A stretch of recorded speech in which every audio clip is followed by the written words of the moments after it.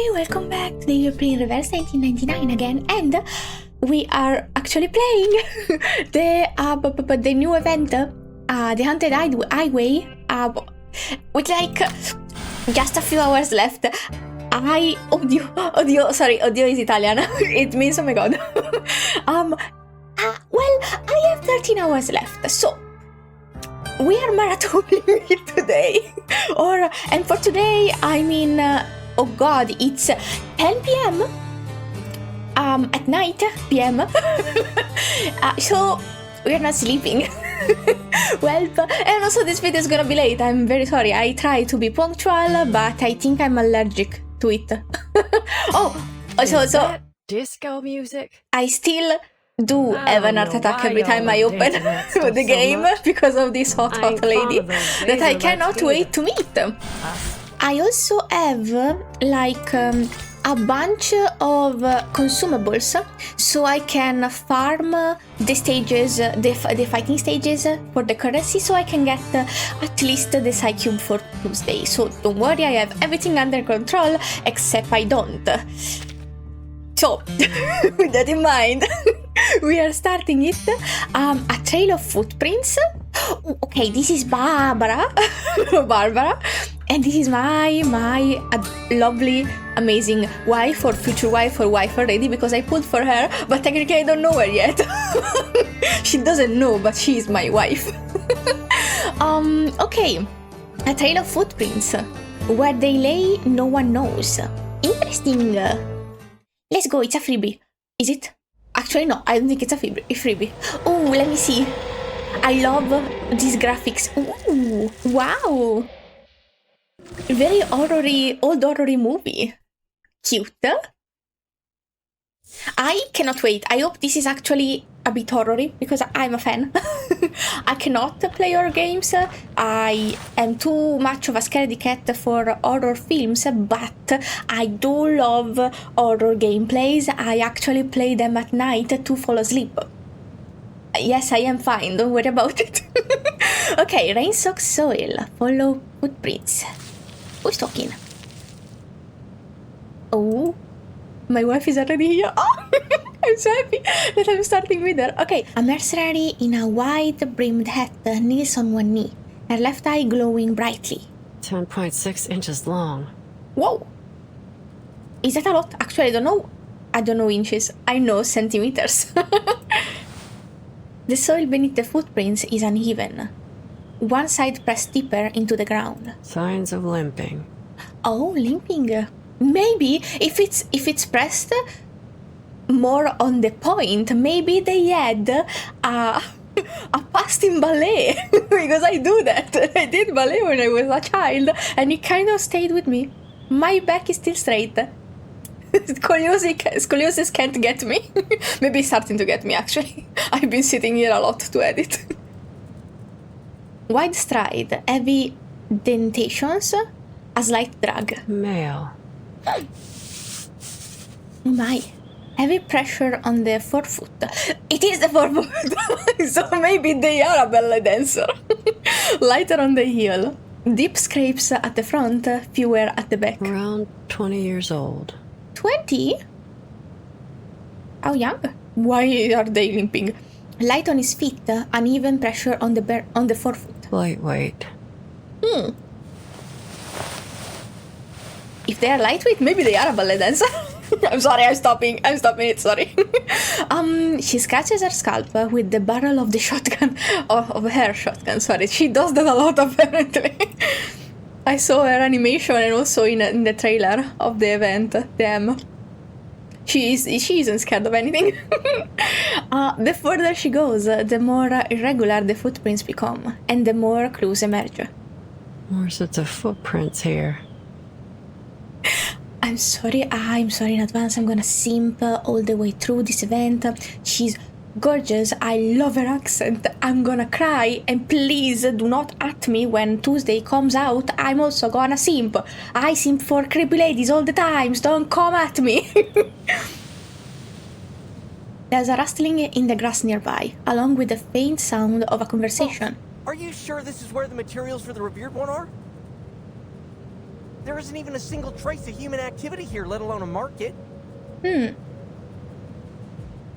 guess the only possible explanation is we're here for these plants, right? Why is it order follower? What's an order? Of course not, you idiot. That's too bad. I'm great at harvesting plants. I'm a pro, see? Check out these calluses. Although my mom would probably disagree. Oh god, I hope you don't die. First of all, you're very cute. Second of all, that's adorable. Do you have any idea what these materials look like? It must be important, so we better handle them with care. Don't want to risk mistaking them for weeds, you know? I hope they're easy enough to find. With my leg messed up like this, I can hardly handle any delicate... Oh, it's you. Please tell me that's not your target. That's him. Oh The shit. one with the limp. Oh fuck. Sorry about this, man. Oh shit. But at least you'll see your mom soon. In heaven. He killed his mom too. What? Oh my god, the mercenary decisively pulled the trigger on a shotgun. The bullet grazes the assailant's cheek. Who's there? Let's go! She saved the cute one. Maybe that, because that might be her target and not this one's target.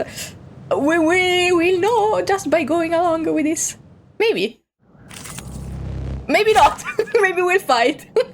Ooh, okay. Sorry, I got very excited. Let me just swap out. There we go. Act alone. Canon, I'll kind try to of. get along. You do not have a robot lady here, but close enough. Program activated. Ooh, fun. I'm also gonna speed through the Uttu. Once I'm done here, by the way. I have tried both of them. I still don't know how to use Argus, but I love Tuesday. I love the poison gameplay. She does passive damage, and god damn it, it's amazing. I love her. Anyway, Loading. she does that thing. I don't know what that is. A bloody handprint on broken glass. Classic. Eliminate target. I love Tuesday so much. She's so creepy and so beautiful. She didn't do anything. Argus was there for the vibes. Ooh. Are you okay? What are you waiting for? Get your ass out of here. You should thank her. His trembling hands betray his fear and panic. Same. She's so hot, I'm also trembling. You got a couple questions for this one too, huh? Well, first come, first served. Oh my god. I'm afraid you're gonna have to get in line. I would do anything for her to talk to me like a second more. Whoa! Please don't. She steps on the man's chest and presses the barrel of her gun. Wow, I wish that was me against his throat. Please kill me. Well, not... None of you. Sorry. This is for me to enjoy. And also for the thumbnail, maybe. I don't know in how many parts I'm dividing this one. Maybe just two. To be in time to post it all. Sorry. Oh my god. Okay, I'm fine. I am fine. All right. I don't remember what I was saying. Here's how we're gonna do this. I ask, you answer. If you lie, I'll blow your jaw off. Good deal. Have you ever met a girl named Kayla? Kayla. Kayla? Let's try that again. A girl about 5'3", chestnut hair, emerald green eyes, speaks like a Texan. Oh, she in love. Have you seen her? Yes Do we have... or no? Dare I say we have a canonical lesbian again? Oh my god, I'm so happy. The man shakes his head in terror. No? Wrong answer. Then why is her hair clip in your pocket? Ooh. She presses down harder, jamming the shotgun in his throat. I remember. There's a girl, 5'3", chestnut hair. She's always carrying a basket. Her name's Kayla, too. Okay. But her eyes ain't emerald green. They're... The man's mouth opens helplessly as he desperately tries to remember the color of the girl's eyes. It's on the tip of his tongue, but he can't seem to spit it out. The crucial detail he should remember, but has now forgotten. Tell me how you got this hair clip. The more detailed, the better. We just bumped into each other by chance. She dropped it on the road, and I thought my daughter would like it, so I... Oh no, he has a daughter! Well, he was the first one to try and kill some sweet guy. I hope he's sweet. I think he's sweet. But his mom is dead! Maybe he didn't kill his mom. Maybe I misunderstood. Okay, relieved to have moved on from the color, the man blubbers on obediently. Oh, she's so hot. She's so... Sorry, this is also for me. I'm fine. I'm okay. Oh, I I'll read give it. you one last chance. Oh, shit. Where did you meet? At a place called... Tuesday's Motel. Oh, damn. There you go. That wasn't so hard, was it? Yep. You're gonna shoot him anyway? Or not? Okay. She hefts the shotgun and knocks the man out with a bat. Oh, very Pacific. I love her style. Well, Next time, just spit it out. Save us all some time. I'm saying this after she threatened the man with a gun. I love her style, so Pacific. I'm blinded by love, don't come at me. Are you with the Foundation? Oh, The Foundation? oh, she's not. Yeah. They hate the Foundation, you see. Who's they? But you saved me. I need some help. My mom... Who? The mercenary cuts him off harshly. I ain't never heard of no foundation. And I don't give a you-know-what about what's going on between you and them. Got my own matters to deal with. Valid. I'll leave him with you. Keep the gun. You figure the rest out yourself. Valid. He isn't for hire right now. A thin cloud obscures the setting sun, scattering its light. I am very interested in this side character though. Random dude that was about to get killed. She looks into the horizon. Now, where's this motel? The young follower points a trembling finger southward, where the stars have started to appear in the sky. The red lowlands lie still, they furrow rising and falling gently. I don't know what a furrow is. Sorry. Listen, you saved my life, so I owe you one. I have to warn you, that motel... Save your breath. We're done here. Oh, Wait! it's okay. I think she can handle it. The follower hurriedly pulls out a few dollar bills from his pocket. You're a mercenary, right? I can tell by your gear. I'm worried about my mother. If you see her on the road, please give me a call. He hesitates for a moment before taking off a metal locket from around his neck. Here's a photo of her. Oh my god. The mercenary opens the locket to reveal an elderly woman with a kind smile. Got it. Oh. He does have a soft spot. She hands it back to the follower. And here, my phone number. He writes a series of numbers on a blank section of a banknote. And listen, be careful. He's a good boy. Something ain't right about that motel. All right. He's such a good boy! I hope he doesn't die. Okay, why do I get that? I'm not gonna read that in time. Why do I get attached to side characters so easily? God damn it. I don't even know what's gonna happen to the boy. The afternoon heat lingers on the highway. The mercenary makes her way back to her car, shotgun in hand. She comes to a sudden stop. 1 sheep, 2 sheep, There she is. 3 sheep.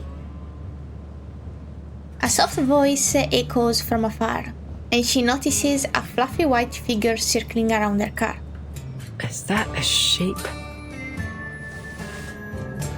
The fluffy creature turns its head. It's a sheep-headed, human-bodied arcanist. 2 sheep, I love her 3 design. sheep. Funny how we hit the hay every night. Just I like don't know. kids hit the books every day. I don't know why she has a smaller little friend up here, but it's so cute. I love her eyes so much.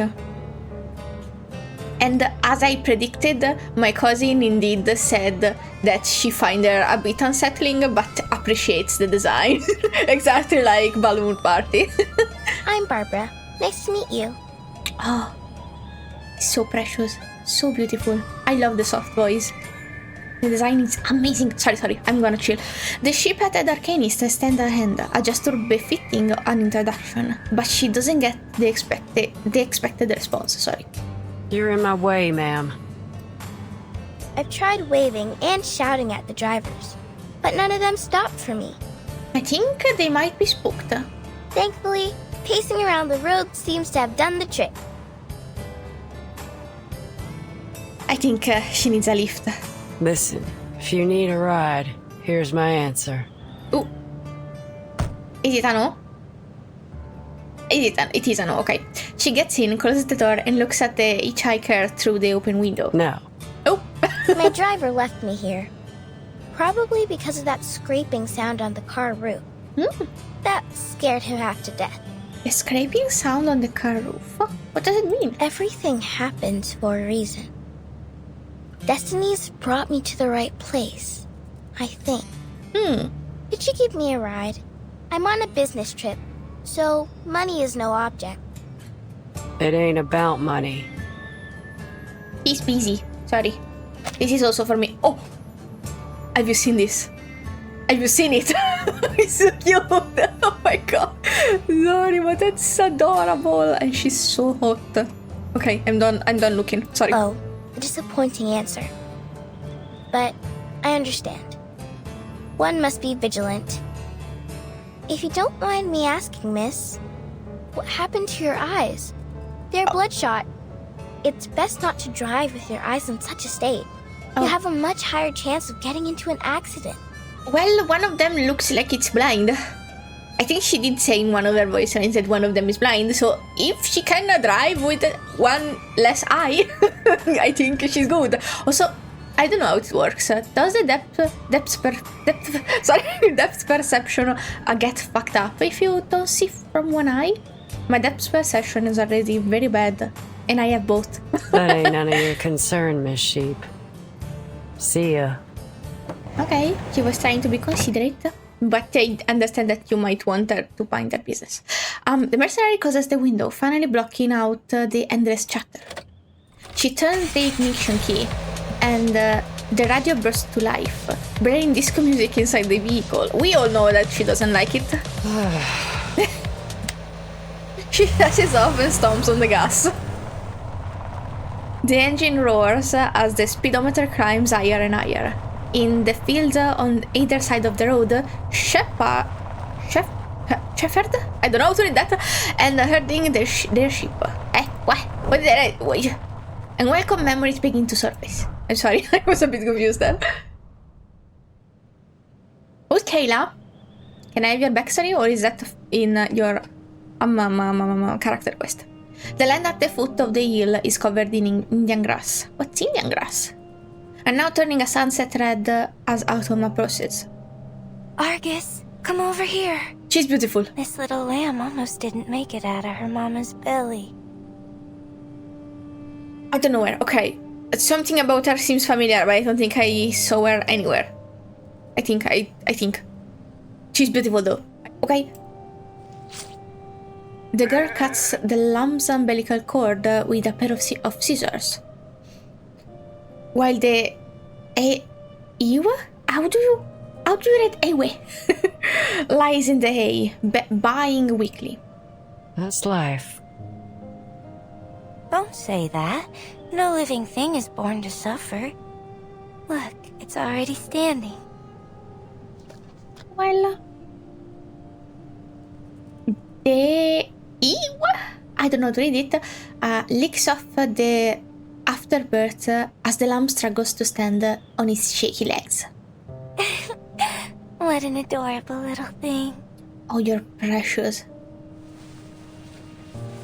She grins as she wipes the blood and fluids from her hands onto her apron. It's getting dark. We should take them back. Ain't no way they'll make it through the night out here with their mama hurt.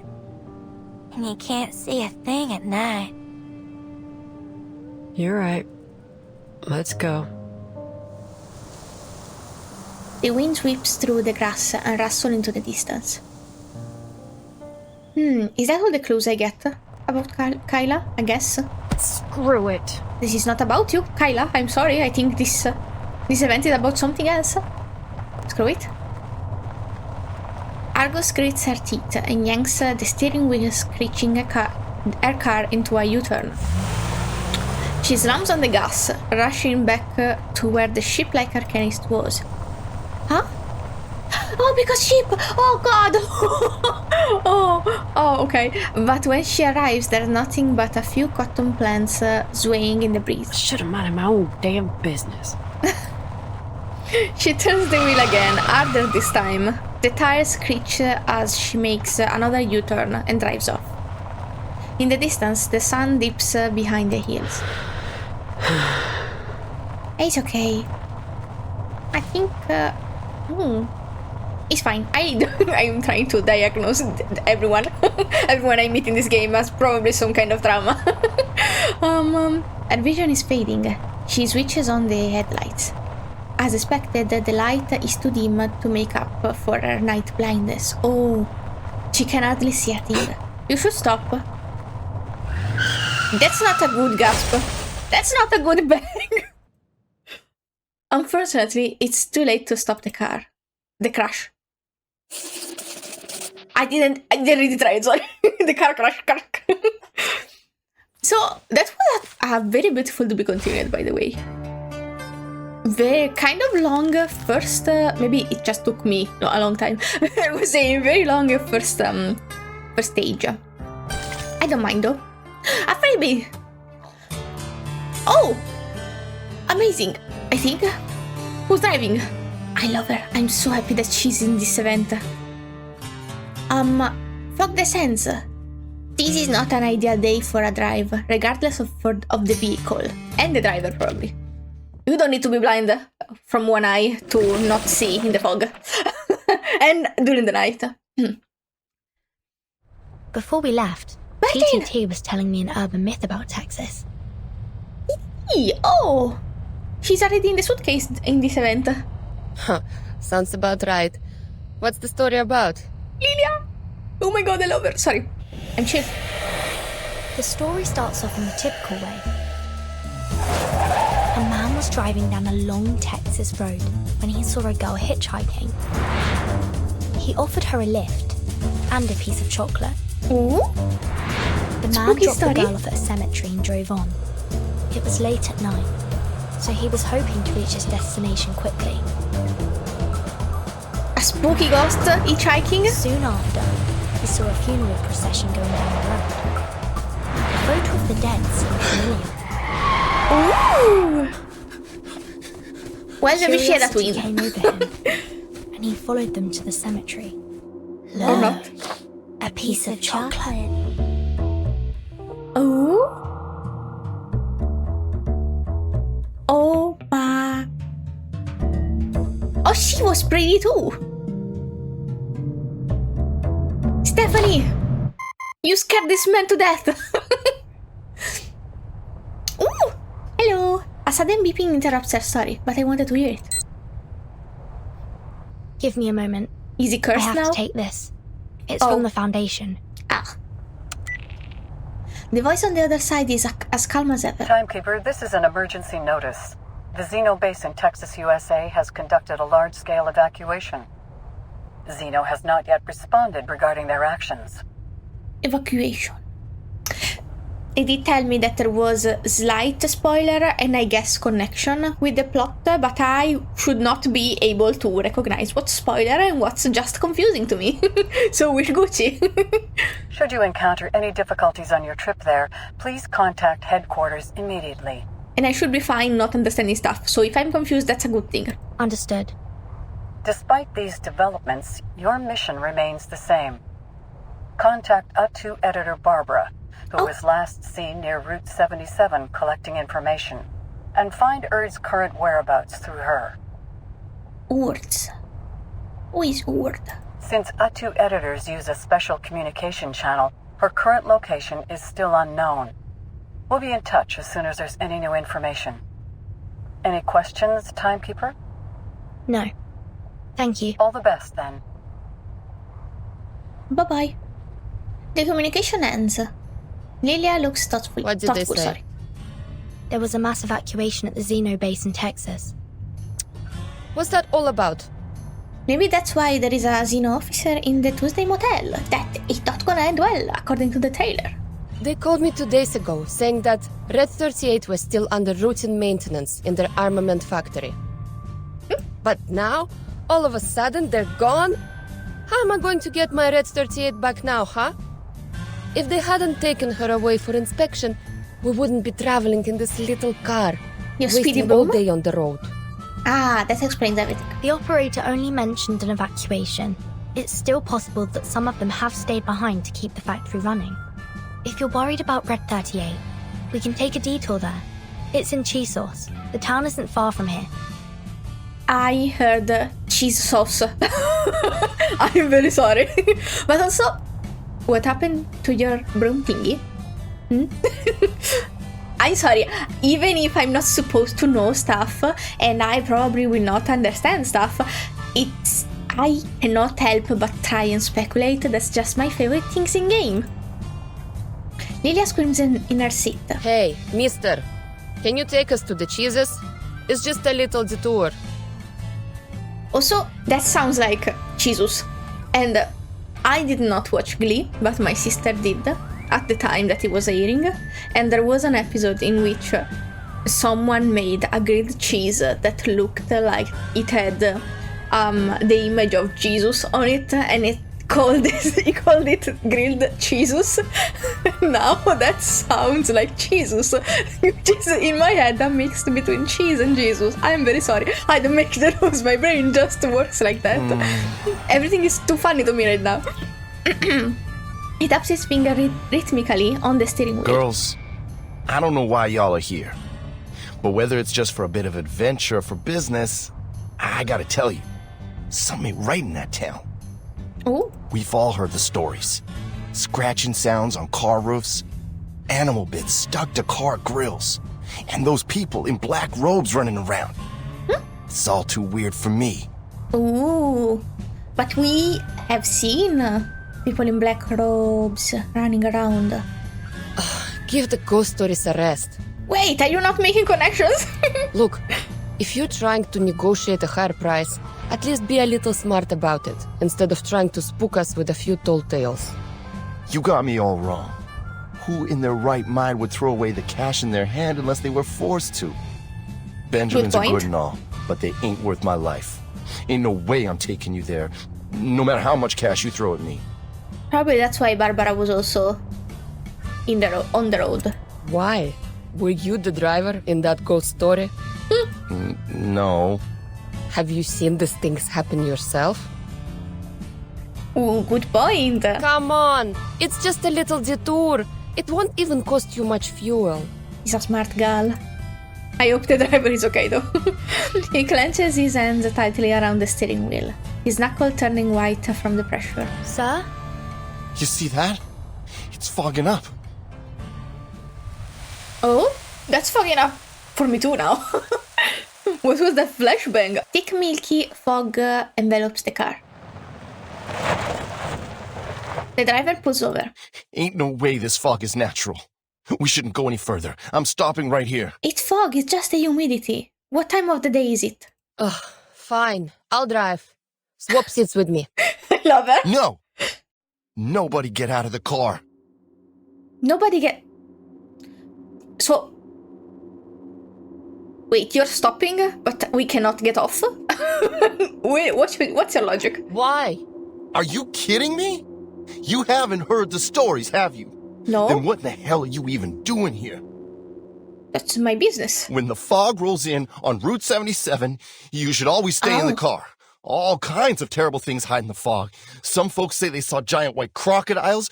Others say they saw dead bodies hanging from trees. Oh, Ain't nobody leaving this car. Not until the fog's gone. Well, but when your vision is confused, your brain tries to make sense of things on its own. That's why when you see like squiggles, you think sometimes, or when you see like the little face of the car, you think, oh, it's smiling, or it's like a little smiley face, because your brain says, I don't know what that is, but I'm gonna make a face out of it. That happens a lot. So maybe the bodies hanging from the trees are just dead leaves in a weird pile, and your brain just decided to make it a body. Very morbid brain. Screech is interrupted by a drowned-out scraping sound on the roof of the car. Is that? What is that? Oh, come on! Don't tell me you're scared of this stuff. No response. He's fainted. Oh, goodness. A strange atmosphere spreads inside the car as they sit and listen to the scraping on the roof. But this is nothing compared to what happened at Green Lake campsite. Finally, the scraping stops, and a few black and white figures dart past the window. I see. This looks like the work of a mumus. It's a critter commonly seen in the southern US. When they're frightened, they produce a fog-like gas from their respiratory trumpet. See, that makes sense. So that sound is just some critter scratching along on the roof. Also, I love that they made a reference to Green Lake, because it was the past Halloween event that we had on Christmas. Lilia opens the door. Now it's your time to drive. I won't get my Red 38 back for another month. Well, I always wanted to try this. Help me move this guy. Hell yeah. And you'll have to give up your passenger seat, Capitan. I know what you're thinking, but do you have a US driver's license? Or any driver's license at all, for that matter? What do I need that for? I can fly a broom and even do all those maneuvers. Yeah, does she have that kind of license? Takes more skill than driving a car, don't you think? Well, it depends. For example, like if you are a truck driver, your truck license should be also viable for a car in Italy, I think, if I'm not wrong. And your car license is also viable for a motorbike. Some motorbikes. For example, how do you call them? Like the little motorino. I don't know how to call them. The Vespa thing is. Oh god, how do you call Vespa? I think they're still Vespa. I think. I don't know. But maybe she did a crash course on some other vehicles similar to a car? Huh. Compared to flying, driving a car is child's play. Just look at the number of drivers compared to pilots in the world. True, but still, maybe run through a few YouTube tutorials on how to drive. Following the pilot's plan, they adjust positions. Now, where do we start? She glances at the dashboard in front of her. This doesn't look like the interior of an SU-01. I don't know how to read BA, but I'm gonna read BE. Maybe? BA, is it A? Is how you read E in Italian. Fuck, I'm sorry. A minor issue. She thinks She thinks back to her training. Start both engines. Keep the tachometer at 70%. Here's the nose wheel steering, the position indicator for the joystick, the throttle lever. And these are for the flaps. Close enough? No, that's not right. Oh. We're in a car, not a flying machine. So adjust. Okay, adjust the speed. Yikes. Okay. Click. The rear seat passenger quietly fastened their seatbelt. Let's just get out, Capitan. Can't wrap my head around this hunk of Capitan is metal. cute. Good decision. If these critters are responsible for this fog, our solution is simple. We drive them away. Hell yeah. Let's and go. We don't crash. She opens the door and the thick fog outside rushes in like a tide. Sorry. I did this because I don't know if I actually read it correctly. No fight? No fight! Ah, well, it was a freebie. It's already... Well, maybe this is the fight. The magazine... Oh no, it's a read. This magazine column was always popular, but now the column's trail has vanished near Route 77, sorry. Read magazine. Is it long? It's long. I hate my life. Oh, maybe it's the story, wait. The Hitchhiker's column. I mean the spooky story. Since our last column, we've been inundated with letters, tapes, and voice recording from our passionate readers. I must say the impact of the piranhas? If I'm reading it the Italian way, it would be like piranhas. In Italian, I think it's piranha. In the sewers story, exceed my expectation. One anonymous reader compiled 23 different urban sewers predator legends she picked up during her travels and asked when I was going to write about the country witch who turned into a hare. Oh, she fondly recalled our grandmother's amusing witch stories, tinged with a touch of gentle fright. Oh, will the luller to sleep as a child? Me when I watch horror gameplays. I'd like to extend my heartfelt thanks to this reader. These contributions are invaluable to my writing, and I'll soon delve into these childhood tales. Stories of mysterious transformative arcane skills are truly captivating, and their prevalence might be more widespread than I initially thought. Today I can read, wow. You don't get this trait every time. Sometimes I just can't. As we continue with this last issue's theme, sewer legends intertwine with conspiracy theories. For example, in a tape sent by Mr. K from New York City, a relative of his staunchly believes that the government secretly hired a team to feed albino fish living in the sewers. In previous investigation, a teenager shared his thrilling experience. He encountered a human-sized, upright walking reptiles and rodents in the city sewers.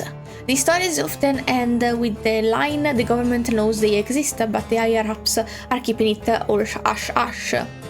More radical speculators suggest that the city sewers can easily be used as experimentation sites, with piranhas, I think, alligators, giant snakes, and all manner of other dangerous creatures being secretly bred by the government or mysterious organization for unknown purposes. Ooh, conspiracy theories, territory for real. In our next column, we'll be returning to Texas, where this series began. As you read this, I'll most likely already have set off on a new adventure. Perhaps our paths will cross on the dusty road of Texas. Are you coming here? Is this from Barbara? Is she gonna be at the hotel too? Baby broadcaster. Oh? It's just us. It's a fight.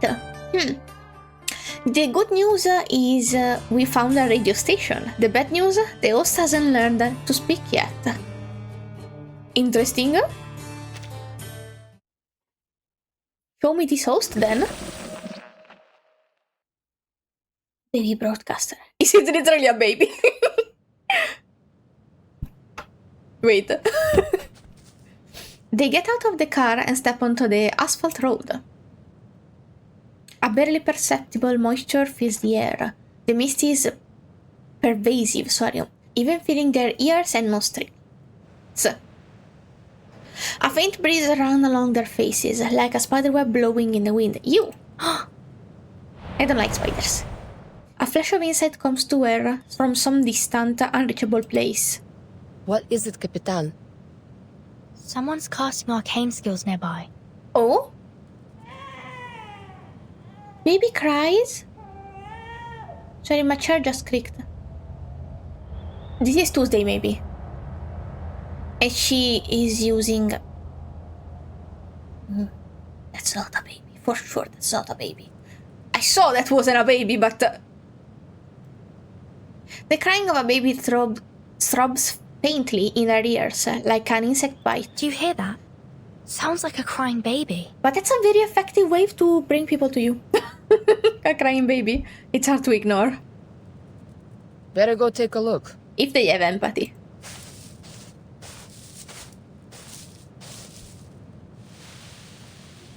The grass is rustling, as if something is moving nearby. You know, a Texan soldier once told me about a notorious bandit back in his hometown many years ago. He would record the sound of a crying baby and play it outside the homes of single mothers. Then he'd wait, ready to attack them if any of them opened their door to look for the baby. Yeah. As I said, very effective. Yes, but the actions of one man don't negate all other calls for help. Oh, true. Of course not. It's just a reminder to be ready for anything. Good We're thinking. close now. Prepare yourself. Got it. The grass sways and the faint crying stops. The fog grows thicker. Is it like a mimicry? Vertin, over here! Hello? Those are the things that make the fog. They are adorable. They might as well just be babies. Oh! I know that's not a baby, but why does it make baby sound? A broken flashlight lies on the ground. The damage looks recent. Well, there is also a person. Not far away, they spot a foot in a black shoe and a pale ankle disappearing under purple fabric. Hello. Oh god, she's so pretty. Please help. Of course, anything for you. Literally, I would die. I would let you kill me. Oh, sorry, I'm chill. A frail woman tightly cradles a swaddled infant, her body curled up and trembling with fear. Are you alright, miss? Oh. The maid turns red. Her face is pale, as if all the blood has been drained from it. Finally. Someone. Please, help me. Anything for you. These critters won't let me leave.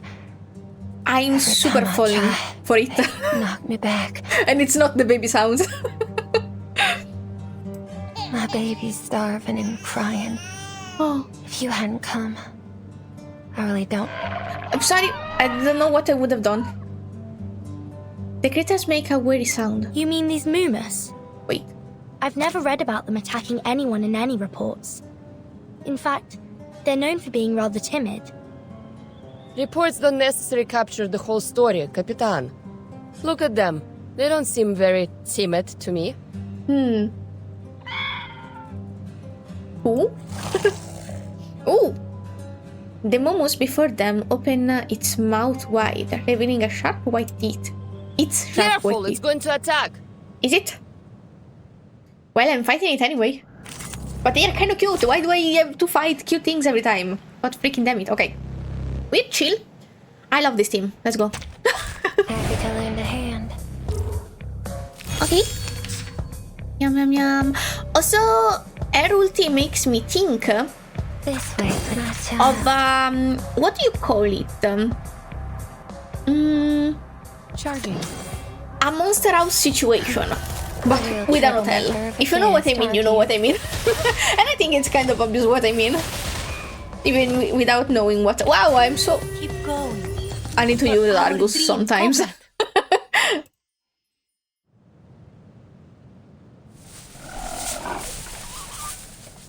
And I think my cat is trying to get in. The creatures scatter, the grass rustling as they flee. They always run off so quickly. The woman pulls herself up off the ground, sorry, and brushes the dirt from her skirt. Are you Suddenly I alright? cannot read. Did you get a good look at them? Those slippery little things look like seals, don't they? Yep. They always jump on passing cars and rub their flat hind legs on the roof, making that coarse, scraping sound. You know. Amazing creatures, aren't they? These little fearmongers. Wind sweeps across the plain, dispersing the fog. The woman's face flushes red as she sways lightly in the breeze. But they are, Oh, in so fact, pretty. easily frightened. The slightest movement could startle them. That's why it's foggy all year around here. Many of my guests have trouble finding their way to the motel. Are you ladies looking to check in at the motel? Motel? Please say yes. Sorry, I'm down bad. Yes, Tuesday's Motel. If you're looking for a comfortable bed for the night, it's the place to go. Anyway, thank you so much for saving us. I owe you one. and chill. She pats the swaddled baby. Excuse me. Are you the maid at Tuesday's motel? Oh, I almost forgot to introduce myself. Folks around here call me Tuesday. Hey, Tuesday, over here. Hey, Tuesday, breakfast for one, please. Tuesday, Tuesday. Oh, ain't we all like horses? And our names like the reins pulling at us. I guess. I like this metaphor. She looks the two of them over. Do you need a place to stay, ladies? Say yes. Thank you for your kindness. Say yes. But our driver's still in the car. Yet. We can't just leave him there. Maybe we'll drive off without them. And our luggage and travel documents are still in the trunk, along with our cash too. Very not Let's convenient. head back now that the fog has cleared. Shall I lead the way? You? Why not? Wow, she's already suspicious. She looks the maid up and down suspiciously. What were you doing out here alone anyway? Oh. I was waiting for a guest. Luring, I guess, It's been more 2 like. hours and they still haven't shown up. I thought, rather than waiting here, I would pay you back for helping me. I assume you parked near Route 77? Let me take you there. The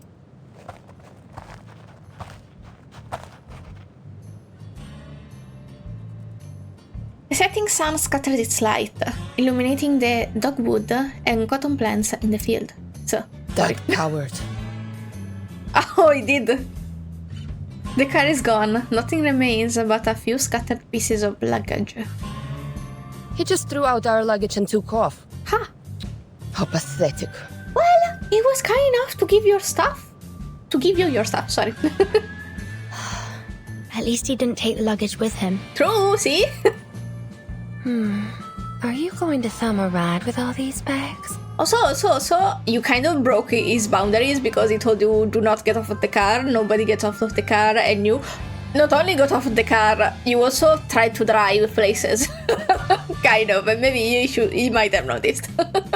I'd advise against that, especially here. You've seen those movies, right? Bad things can happen on the road out here.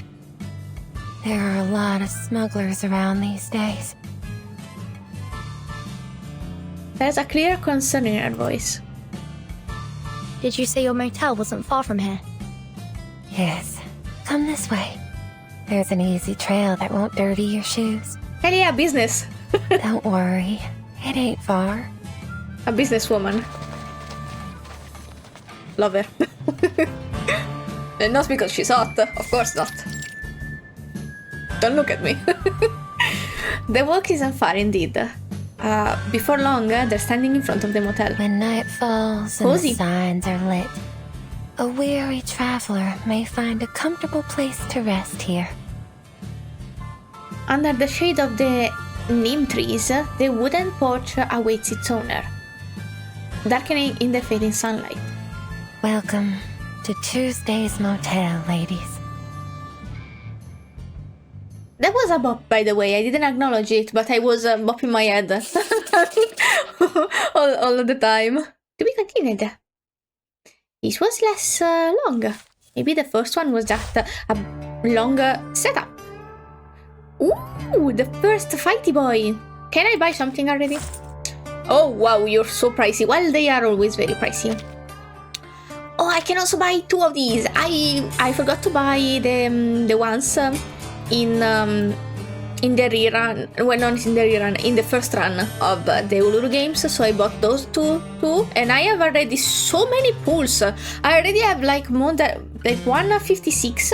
I was at 120 after pulling for Argus. So I'm pretty chill. Also for the limited character, I think I can pull for anything I want. I'm very happy. I love this game. This game is so nice. Okay, Medal of Honor. Ooh, cozy. It is from the giver that honor derives, not the receiver. The giver of honor? What does that mean? In this context? Oh, hi. Ooh, my wife. My wife and the pretty lady, and I think this might be the officer. And there is Cozy. Is this our room? Whose room is this? Interesting. This man behind the ladies make me a bit not very chill. There you go. Okay, I'm not expecting. Let's go. I didn't even look at the difficulty. It usually is an eye. It's the first big fight. Or the fight with many difficulties. But still. Who might this be? The maid stands behind the front desk in the motel lobby. She's checking in her new guests, sorry. That'll be $25 altogether. Cheap! Will that be on card or cash? Cash, please. Oh, that's easier. No commissions. Counting that this is a small business, always pay with cash. Small business with cash. Big boys, you can use your credit card. Usually, I know in most places you only use card. If you go to a tourist destination, for example Italy, bring some cash, not too big of a cash, because if I am selling you an ice cream for €2, I do not have 48 of change. Please, I'm begging you, do not pay a water bottle with a 50. I'm gonna die. Sincerely, your cashier. Okay, the maid holds up the passport, comparing the information on it. Hey, do you know if there's an armament factory in the town nearby? An armament factory? A what? A web for the... Okay. She studies Lilia's outfit and smiles as she responds. Yes, there is one. Would you like a map? She opens a drawer, pulls out a map, and hands it to her. If you plan on visiting, make sure to return early. It can be a difficult walk in the dark. Oh, nice! Lilia quickly finds the town labeled Jesus, I think, on the map. Jesus, doesn't seem probably far from here. It's about an hour's walk. I'd recommend leaving tomorrow morning. Very wise. It's getting late. It's best not to be outside at night. Thanks, but I'm going right now. Oh. He means business. Does this mean we are alone? Or Bertin is alone? Well, it's fine, I think. She moves with swift purpose to the front door. Nothing can go wrong as long as I have Red 38 by my side. Okay. Call when me she goes back, if anything happens. When she comes back, she will have it. Like what? I can handle myself. Oh, she's not in this event anymore, probably then. Or maybe she is at the end. Probably something is gonna happen and tomorrow you're not gonna be here. Or it would make things easier if you were, but I don't know if you will be. Also, we have already another blonde wife that can help us stay safe in this hotel. So you probably are not gonna be here very swiftly. A rush of wind enters as Lilia opens the door and makes her way out of the motel. Sorry, I stumbled. Don't worry. Words. She'll check in later. Here's your passport. Have you been working here since the opening of this place? Didn't she open it? It is her name. It's not a name. I know it's not a name, but it is a name. Yes. Oh. How's business? Oh, you're so cute, Bertin. The maid laughs softly. Not too great. It's the off-season now. And also with this fog everywhere. Motels and hotels are usually full in a place with nicer weather. Maybe. You don't seem too good at small talk. Is there anything you'd like to ask? Wow, me too, bestie. Oh, that's very that's very considerate though. I do have one question. Have you seen a sheep-headed arcanist around? Is she here? She shows the information provided by the Foundation. Oh, that's not a face you'd easily forget. I think she is here though. Maybe not. Where else would she be? And why are you looking for He this wasn't on the road. arcanist? World peace. Looking for an editor of Uttu.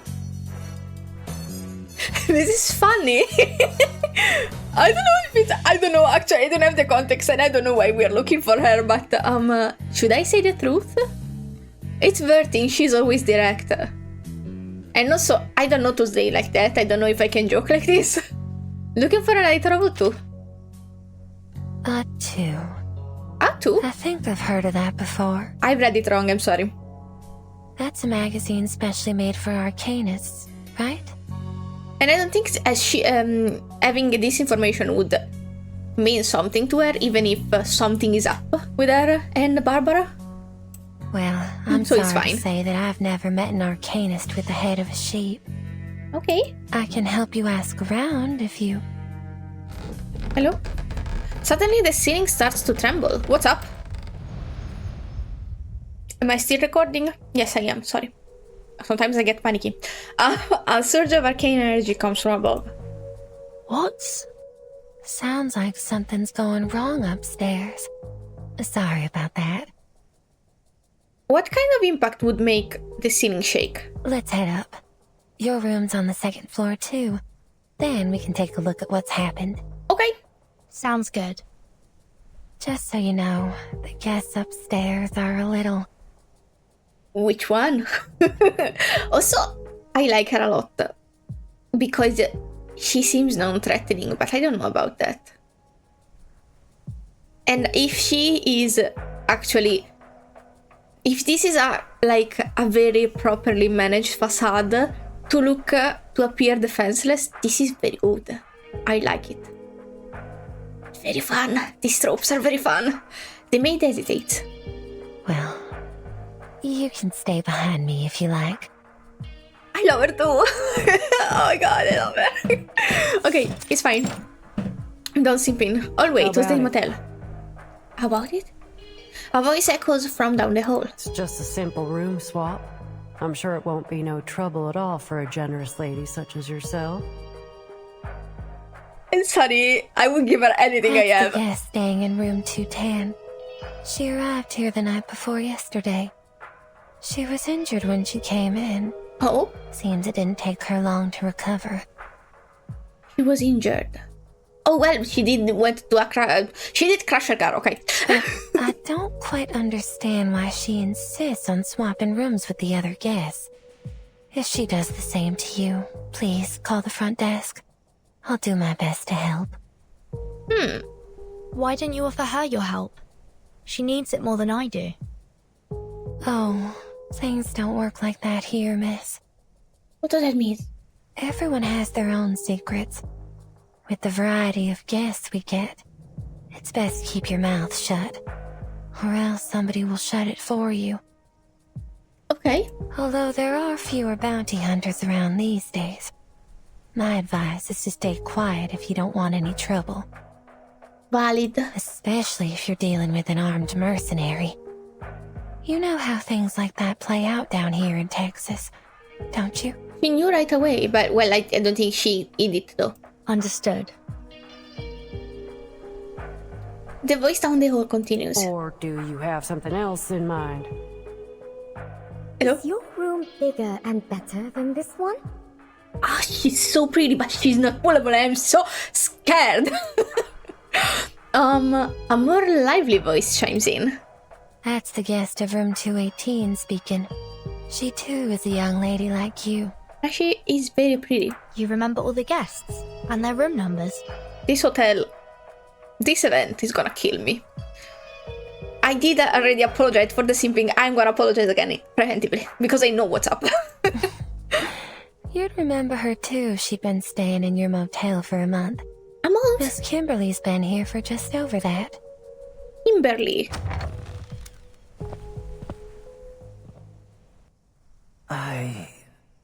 Hello? What's on your collar?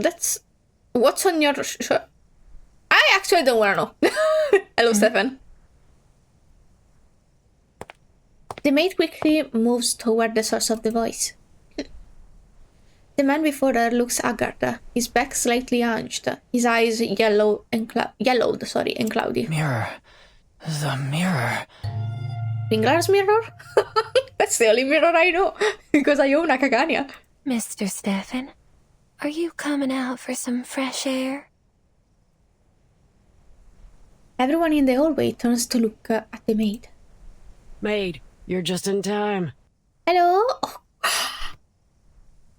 They cannot be on screen at the same time because I'm gonna scream. I'd like to swap rooms with this Kimberly lady. Is Kimberly consenting? If Miss Kimberly and yourself have come to an agreement, then I see no reason why you can't do so. Stefan, you good? You don't seem good. That was a dumb question, actually. Sorry.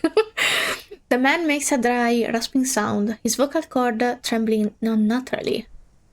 It's like he's speaking for the first time in his life. Timekeeper? Do I know you? Have we met? His response seems to trigger something. His expression twists. Don't attack me. Vertin. Oh, what? My name? That's me. Do I know you, sir? I love her chill voice. I saw you. In the newspaper. Makes sense.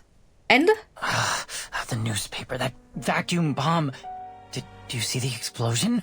You must have, because you made it happen. You dropped the bomb, you murderers.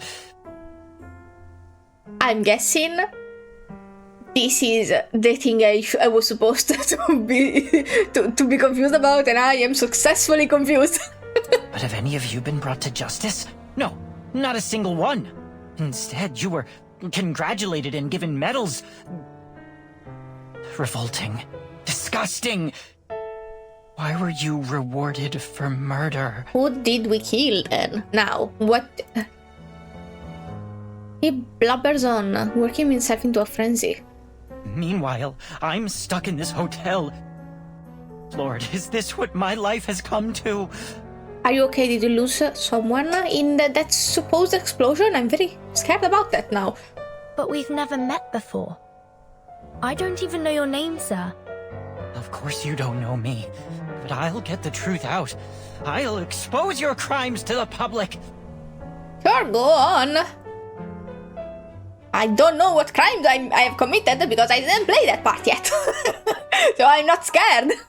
The man's deranged rant continues, his knuckles turning white as he clenches his fists.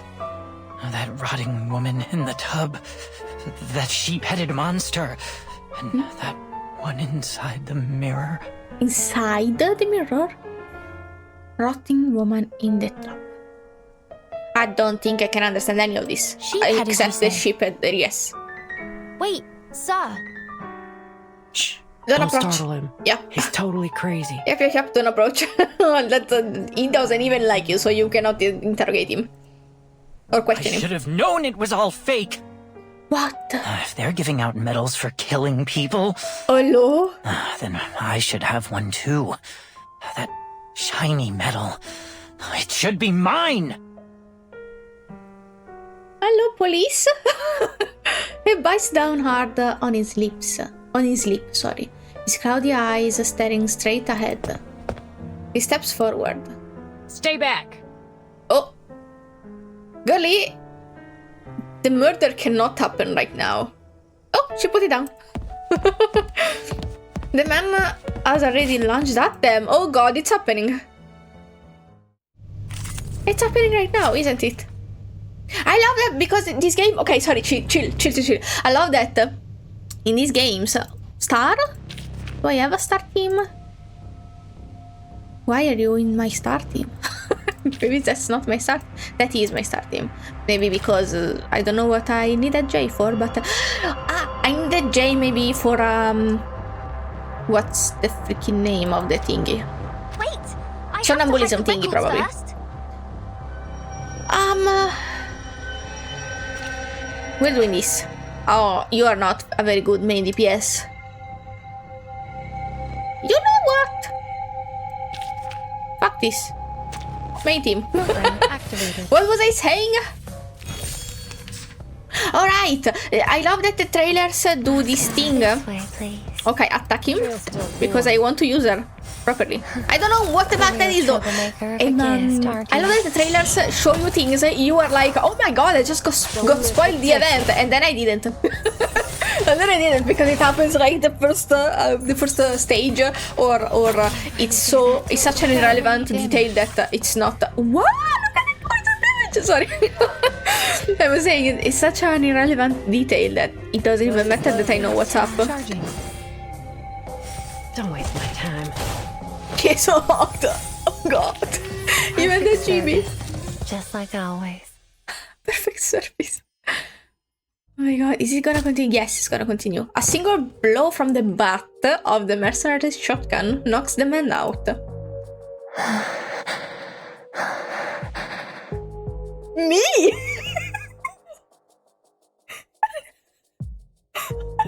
Oh god, same! Oh my god! The maid breathes heavily, or breathes, sorry, I forgot how to read that, heavily, her face slightly blushed. Girl. I'm ever so sorry about all this, Miss Furton. Does she love violence or hot women using violence? With so much trouble already. It's fine. Oh, it's no trouble. In fact, I'm glad that we came here. He's used to worst things, probably. That man said he'd seen a sheep-headed monster. Oh, that. He's quite delusional. Surely you won't take the ramblings of a madman for a fact, will you? So suspicious. He's been peculiar since the day he checked in. He spasms and twitches and pays little attention to his surroundings. It's best not to have a face-to-face conversation with him. Who knows what he'll do next? It's valid as a suggestion, because it does seem unstable. But I'm keeping an eye on you, not only because you're hot. Hey, you, maid. Enough chatter. You have a job to do. Sorry! I beg your finest pardon. Kimberly? Who told you you could be this hot? She's not a side character. She's not a side character. I'm gonna pull for her one day. I'm sure of it. Artisa! Did you make kitty hair out of air? She's too hot. She's not a side character. I cannot believe this. Since when a side character is so hot? No. That's impossible. That's impossible. I'm done staring, sorry. The girl impatiently interrupts their conversation. I've accepted the offer this, No way, look at the Miss shading. Arthur's made. What's next? What should we do? Ooh! You found... Oh my god. Sorry. I was indeed saying something I forgot because I got distracted by everything about her. Apologies, Miss Kimberly. No, I'm shading her movement. She is definitely playable. She's playable, or she's a she's a recurring villain. or a recurring character. And will be playable in the future. I don't know, I feel she will be playable in the future, but she cannot be a throwaway character for realsies. Could Maybe the look at both of you wait for me Stephen. at the front desk? The rooms need a tidy up before they can be occupied. You may take a rest on the couch in the lobby while you wait. Miss Furton, I'm afraid I'll have to leave you here. Do you mind going to your room alone? Nuh-uh. Not at all. Lock the door, bro. I don't trust anyone here. Even if they're so hot. Except Stefan. Stefan is unhinged. And the main reason you should lock your door. The suitcase sways with her steps as she heads to her room. Once again, the air pulses with low arcane energy, compelling her to look back. Once again? So it happened before. And I don't know when. It will happen at some point while I'm playing the plot. Good to know. Ma'am, you can just leave the room as it is. If you clean it, it'll interfere with my work.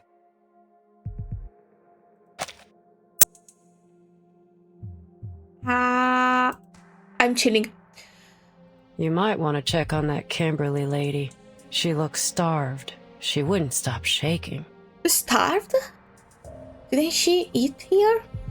A cluster of emerald light sparks in the mercenary left hand, scattering like a bird unfurling its brilliant tail feather. Oh, Miss Kimberly, would you like something to eat?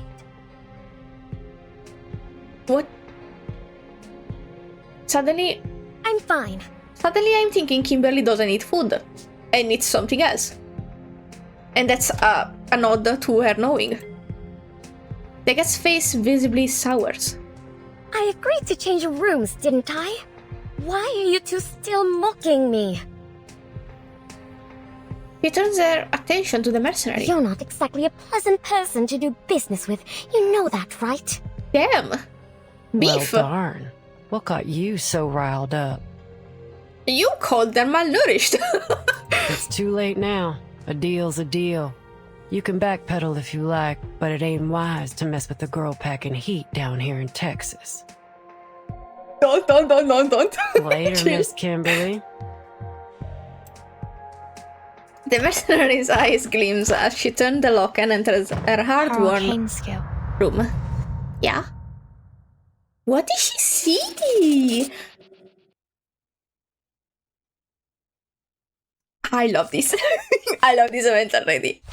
They're giving me mystery. They are giving me stuff that I love. They're giving me mystery, they're giving me horror, they're giving me... I'm gonna play this real quick. Sorry, it's for the nummies. Sure, I don't need a good team. Well, this is a good team. Knock, knock. Room service. See, this art beating thingy did give me Monster House vibes. It just might be her child. Heartbeat. But that's... Wow! Let's go. I love the poison damage. Return to my long-term mission. Rest. Okay, we're done. 10 and 18 are the next stages. Interesting, I think someone told me it has either 19 or 20 stages. I forgot. Someone did tell me and I totally forgot altogether. Also, do you think I can cosplay Kimberly? I do not have the resources or the money for cosplay yet. But when I will be fucking unstoppable. Also, the first person actually that I want to cosplay is Oropedia. I don't know why. Do not ask me a question. Also, Tooth Fairy. I love Tooth Fairy. I love her so much. And as someone that when as a child was very scared of dentists, and then I met a very nice lady dentist, I think that would be a great character development and also very fitting for me to cosplay her. Okay. Oh! Hot woman outside my room. Also, weird circle. Maybe that's why she wanted to change rooms, because she wanted to see if the circles were in other rooms. Maybe she's gonna ask me, hey, yo, what's up? Change room with me and stuff. I don't know. A sudden message. In most cases, code is not suitable for human communication. Interesting. Sorry, that's just how do you call that kind of music? I don't know, but it's very vibey. But not as a bop as some previous events. Oh, how cute! We do have the room with 2 beds for Lilia when she comes back.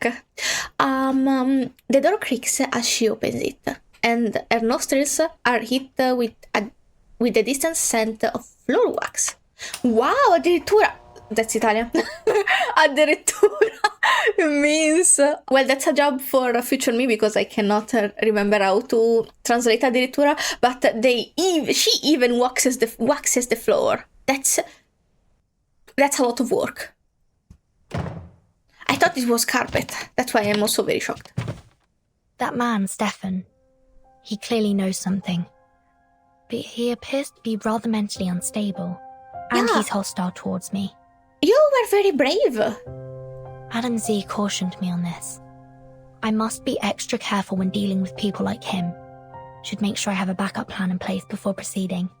Someone became a public figure in the last chapters. Interesting. Still no sign of Lilia. She tries contacting her on her communication device, but the line is busy. Hello? She tries again, but still no luck. Did she get in trouble? I don't know what to think. When I watched the trailers, I was like, surely it's not Tuesday doing something. But I think maybe she's driven to do something by something else. Just a theory, a game theory. Thanks for watching and stuff. Suddenly the phone on the nightstand rings. It vibrates violently. Sorry, I have to go ahead because it's irritating. Hi. Do not pull this shit on me. Hello. A series of strange tapping sounds come from the other end of the line. Is that Miss Tuesday?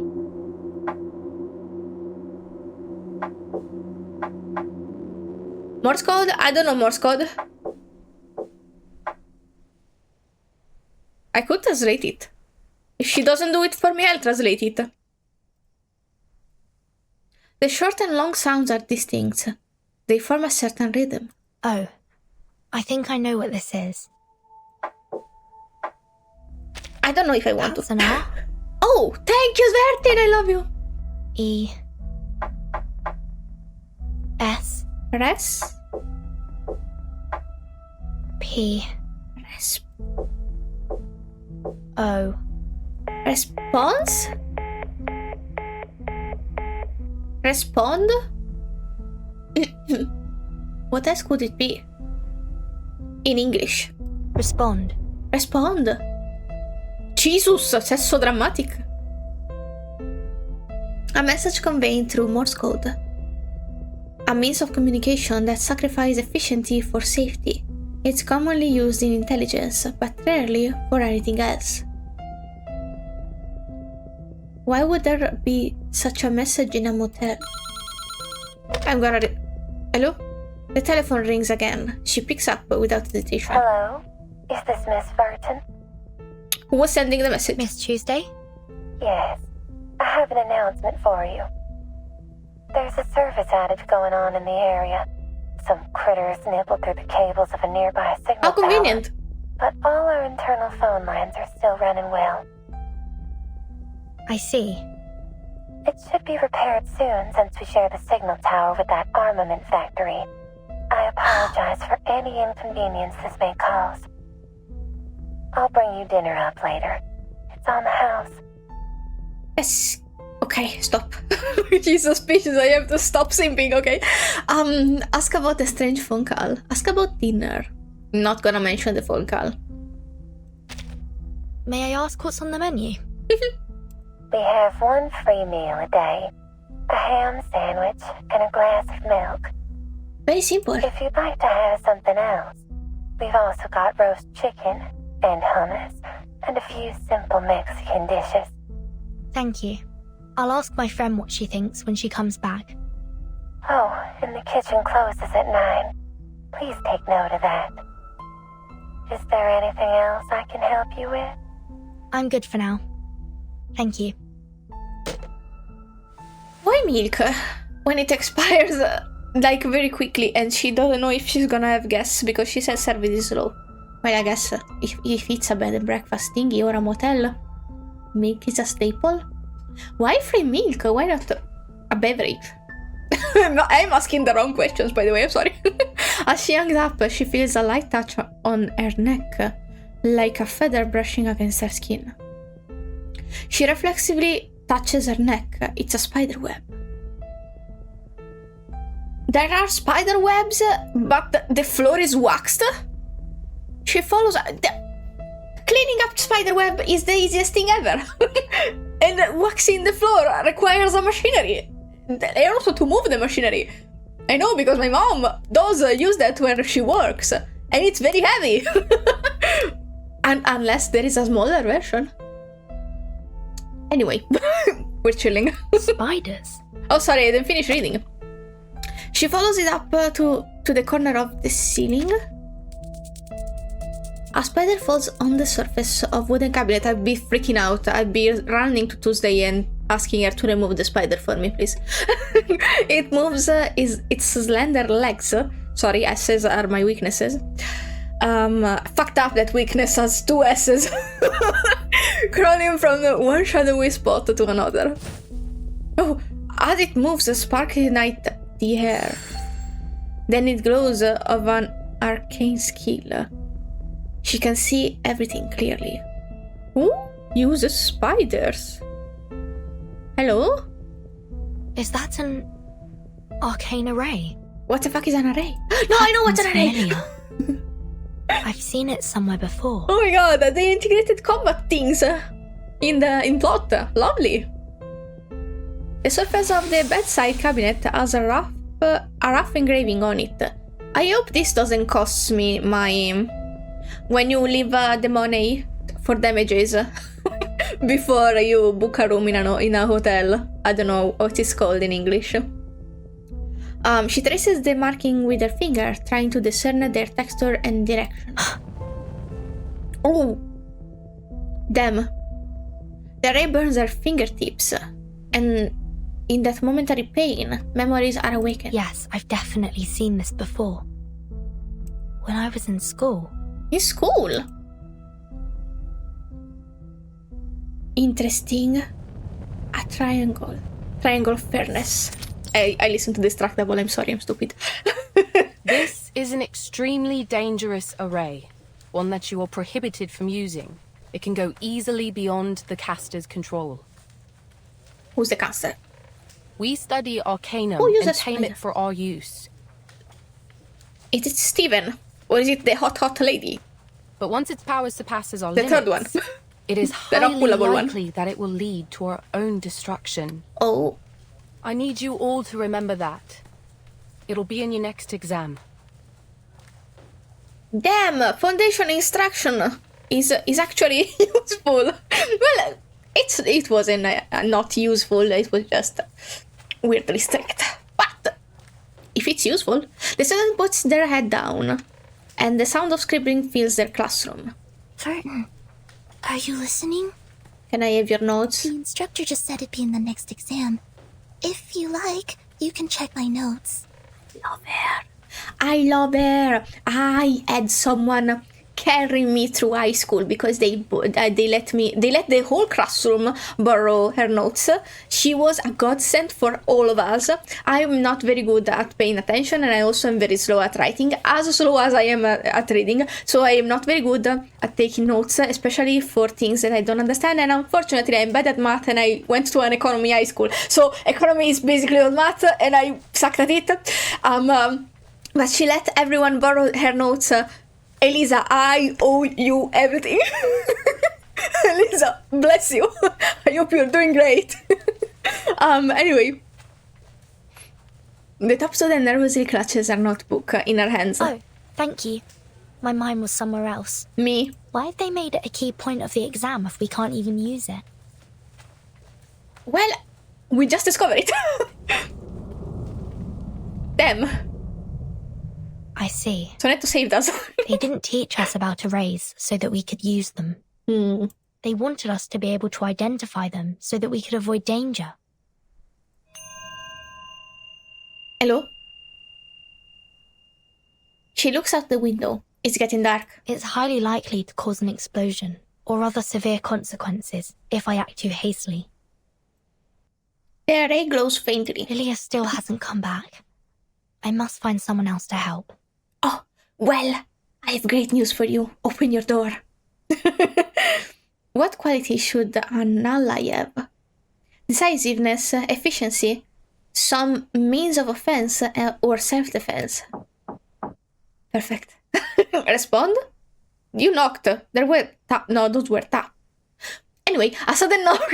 I'm sorry, I'm overthinking. A sudden knock on the door interrupts her thoughts. She opens it to a familiar face. Hello, new ally. Hey, we met back in the hallway, remember? I remember everything. Oh.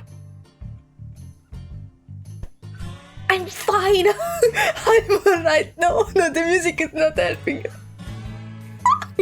Daddy. Now it's your turn. I'm gonna chill. What exactly do you want from me, miss? The mercenary raises an eyebrow. Well, it's simple. The person I'm looking for is right here in this motel. and I'm scouring every corner of it to find her. You're not looking for a ship, are you? Look, Missy. No, Kyla. I don't want to make things hard for you. Name your price, and we can talk. If this person's gone to such great lengths to avoid you, perhaps she doesn't want to see you at all. That's... ouch! Well, that ain't my concern, is it? A job's a job. I'm so scared of Whether that it's animation. catching a cheating spouse, tracking someone down, or delivering a letter, it don't make no difference to me. Very well. But you'll have to look elsewhere, I'm afraid. There's no one but me in this room. You wanna check? I know what I'm doing. How about you turn around and take a good look around the room? So you can knock me out as soon as I turn my back to you. He's so smart. I didn't think about it. Okay, listen. I would bark if she asked me. So I'm in no condition to think smartly about what I'm doing and what is happening. So I'm easily impressed right now, okay? I don't laugh. I'm sorry. The mercenary gives a hearty laugh. Missy, if that were my plan, I wouldn't have spent all this time talking to you. Oh, fair. I much prefer to do my business pleasantly. I don't like to see things get too ugly. There's so much. I see. Ah. Fine. Sorry, If my you eyes don't are wanna tearing turn up because around, she's hot. I'll tell you what I see. What do you see? The mercenary squints. Oh! The same emerald light shimmering in her You eye. burned your finger there. You should be more careful. Okay. This is... Don't look like a fire burn to me. What was it? Some arcane energy? Looks like this room has a couple secrets, too. She was looking for something in the other room too, I was right. The mercenary shifts her gaze to the room further away. So you touched an arcane array, and its power burned you. How's that for a guess? Pretty close, huh? Actually, exactly that. She examines the mercenary burning emerald eye. This is my arcane skill. It allows me to see the traces that people leave behind. That's how I get these jobs, you see. Ain't nothing happening that don't leave a trace. If there ain't no trace, then it never happened. I came to your room to look for evidence, not a person. I see. You want to know whether the person you're tracking has been here, right? I think there is no problem in letting her in. Sorry, I jumbled my word because she... Okay, listen. I would take any excuse to let her in my room. Bertin, just move. Bertin, listen to me. Listen to your older sister. Move. Now we're talking. Before I let you investigate the room, I have one more question. You take jobs from people nearby, don't you? Of course. It's obvious, ain't it? She doesn't get the response she wants.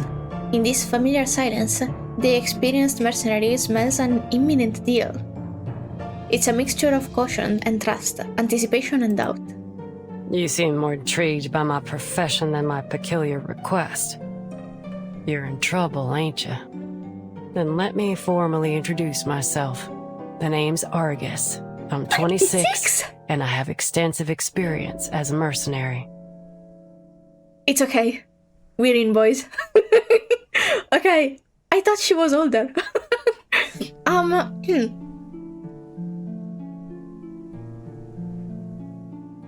Let's make a deal. You may search this room all you like, and I won't say a thing. But in return, I'd like your assistance in my own investigation. How, exactly? Can you tell when that array on the cupboard was drawn? Argus slings her shotgun over her shoulder and crouches down beside the nightstand. After a brief examination, she gives her assessment. Less than 24 hours ago. In other words, this was left behind by the last guest who stayed in this room. Interesting. Argus shakes her head. No? Can't say for certain.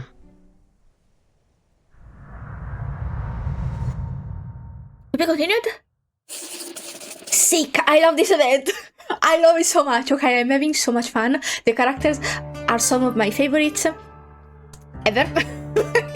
and I love the aesthetics, and I love, as of now, I love the storyline. Okay, chilling. Oh, 20! Oh, I'm stupid. To unlock hard mode is 20 stages, so there are 20. Easy peasy. Wait, can I buy something? I could buy these ones, but I'm gonna wait and buy this one first. Chilling. Totally chill. 3 days. How many hours do I have? 11. We are okay. We are fine. We are chilling. Kind of. What time is it? 23 and 13. So let's go. Ah, Lilia! Lilia, my girl! Where are you? Who's this? A Xeno person? Where are you? Where are you at? Wait, what was... Hello? Bob's Bob? Who's Bob's Bob? A horse. Is this foreshadowing? Is Lilia gonna steal a horse to get back at me? Bob's Bob. Bob's Bob is the best. The best place's name. 10 out of 10 business, I can feel it. Okay, glass bottles. Don't forget this handy weapon in a brawl. Oh! Oh, we are punching. Well, it's not a freebie, so we are punching for sure. Okay, let's stop trying to make hypotheses and just go. Because I was saying maybe she was... she's late because she stopped to drink at Bob's Bob. Bob's. Armament factory. Jesus. Or cheese sauce or Jesus. One of those pronunciations. The empty factory is cold and damp. Let's see what you've got in there for me. Stealing? She wanders the factory, eventually spotting a large crate covered in postage stamps in the receiving room. The crate is nailed tightly shut. Sorry for the squeaky chair. She squints, having only the moonlight to help her read the words on the box. Sorry. It's here! It's red! Hey, buddy! So she did find it. She squats down and inspects the crate. After tapping it a few times, she frowns. They just It's left empty? her in a wooden box. What kind of safekeeping is this? Anyway, I don't have much time. Well, it's inside I'll the settle that factory. with them later. She grabs a crate and tries to lift it. It doesn't budge. It's bound by arcanum. Alright, at least they bothered to put a gravity ritual on it. See, it wasn't just there. Light footsteps echo behind her. Are you also preparing to evacuate? Who are you?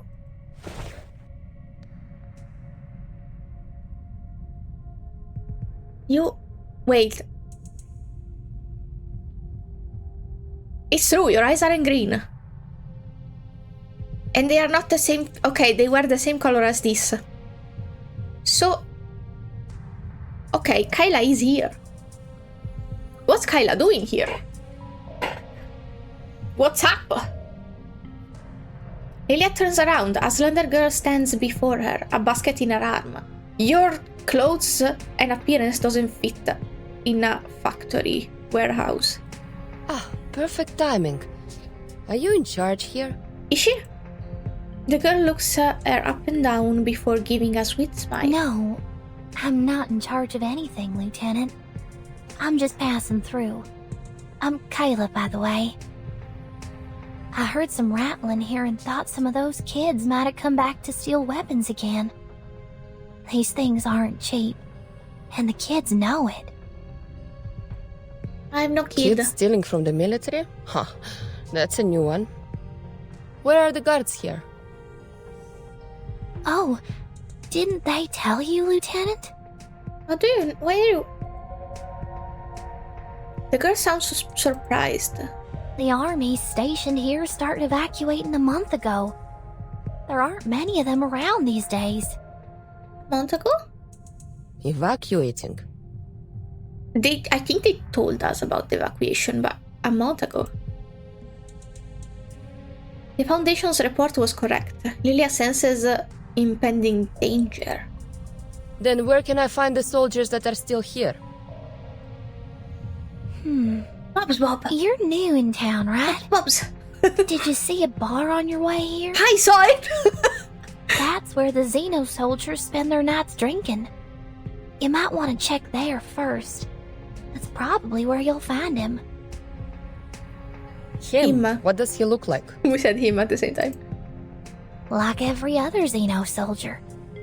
They all look the same to me. You'll know him when you see him. Do they have a uniform on at least? She pauses, looking the pilot up and down. But I have to tell you, the bar doesn't like outsiders. Have you heard of the Order of Enlightenment? Somehow yes, but I don't know why.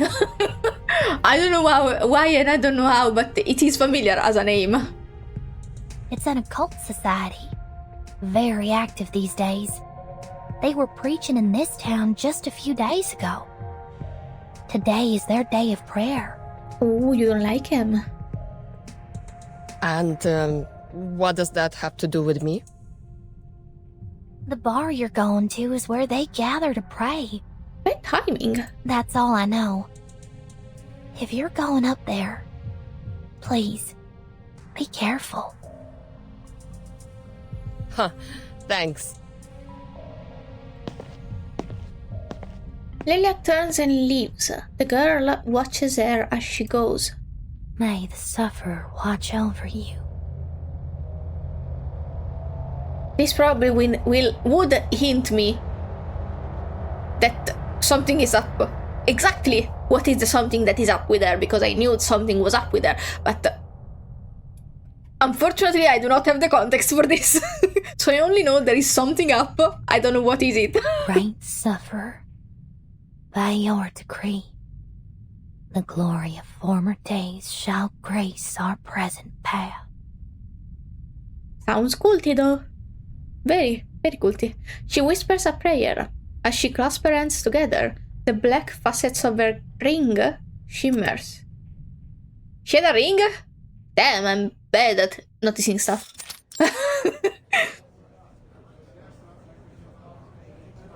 Oh. Great sufferer, by your decree, the glory of former days shall grace our present path. Never mind, they just told me what was the thing that was wrong with her. We dedicate our souls and minds to you. We seek the well-being of our people in your name. So, technically, waiting till tomorrow morning would have been the move. Well, she does have the box. It is sealed, but she does have red 38. Technically. A solemn atmosphere fills the bar. A small group has gathered under the dim lights. Sorry, the S's every time. Some in black robes, other in everyday clothes. They lean on each other like brothers and sisters. She's one of them. Why was she frowning while talking about them? Words are jumbled today. We do not ask questions. For your information, it is almost midnight, so excuse me. That was also hard for me to say. I will have to be quieter in a few hours, by the way, because I do not want to impact anyone else's sleeping schedule but mine. Oh, toast. May the sufferer watch over you. Jesus, I don't want that. The man leading the prayer raises his glasses and gives a toast. Under the grace, may our cups overflow. To the sufferer! To the sufferer! Yikes. The bar door flings open. Hi. Huh? Odd time for a stranger to come. This is the only time she wants to come in, though. And that she has to come in. The young pilot looks around. No crashing the party, am I? Kind of. She heads straight to the bar, where the shelves glitter with various bottles. Napa Valley, Californian Red, Kentucky Whiskey. Huh, there's a lot of good stuff here. He's not bothered, even One for a vodka, second. straight. The best you got. Straight? Damn, girl. It ain't business hours, lady. Click. She knows that sound. Someone's cocking a gun just inches away from her. Hey, all I did was ask for a drink. Is this how you treat your customers? As I said, We ain't serving you. Why? Don't you have vodka? Fine, I can settle for whiskey. Have to learn to take what we can get, eh? You ain't getting that either. Is this like her soundtrack? Kind of mixed with something else? Seriously? You don't have any whiskey? She glances at the whiskey bottle lining the shelves. Ow. I'm starting to understand why Zeno evacuated. What's the point of living in a town where there's no real liquor? Especially for those drunkards. You're calling What's a yourself Xeno out. lieutenant doing here anyway? No alcohol fuel in that warehouse of yours? The patron's lap. Huh. You sure have some interesting Did drinking they actually habits down here. evacuated? But I'm curious. What did the sufferer promise you to make you all change your faith? Oh boy, she's picking a fight. I mean, that's quite an achievement, especially here in Texas. Oh! She turns narrowly, avoiding a bullet. It twists past her hair. Oh, so we're doing this now, are we? Well, you kind of provoked it, but I stand by it. Bar, Jesus, okay. Or Jesus, one of them. I do not have a Lilia. If I had one, I would use her. Just tell me when you need the job done. I also kind of want a Lilia. I have another blonde hot lady in the team. Lilia enough. Classic. Faraday's miracle. Jesus Christ. She wipes the floor with them. I am so shook. Don't mess with Texas. Jesus! Oh my god. Lucy doesn't make it fun. I should swap her out. Lucy doesn't let my other characters shine. I'm scared of the next limited character. Will she also break everything? Bottles clash to the floor, splashing alcohol all over the bar. Look, I don't care what you're doing here. Just tell me where that Xena soldier went. I have a bad feeling. She looks down at the bar owner, slumped over the counter, sorry. What Xeno soldier? The man strains to open his swollen eyes. Don't play dumb with me. Oh, that soldier. He's a complete idiot, that one. It's obvious that Xeno has abandoned him, but he insists that they left him here because they believe that only he could keep the warehouse safe. Why are you looking for him now, if you decided to ditch him in the first place? Listen, I can tell you guys aren't the biggest fans of Xeno, but that has nothing to do with me. I'm just here to get my stuff back.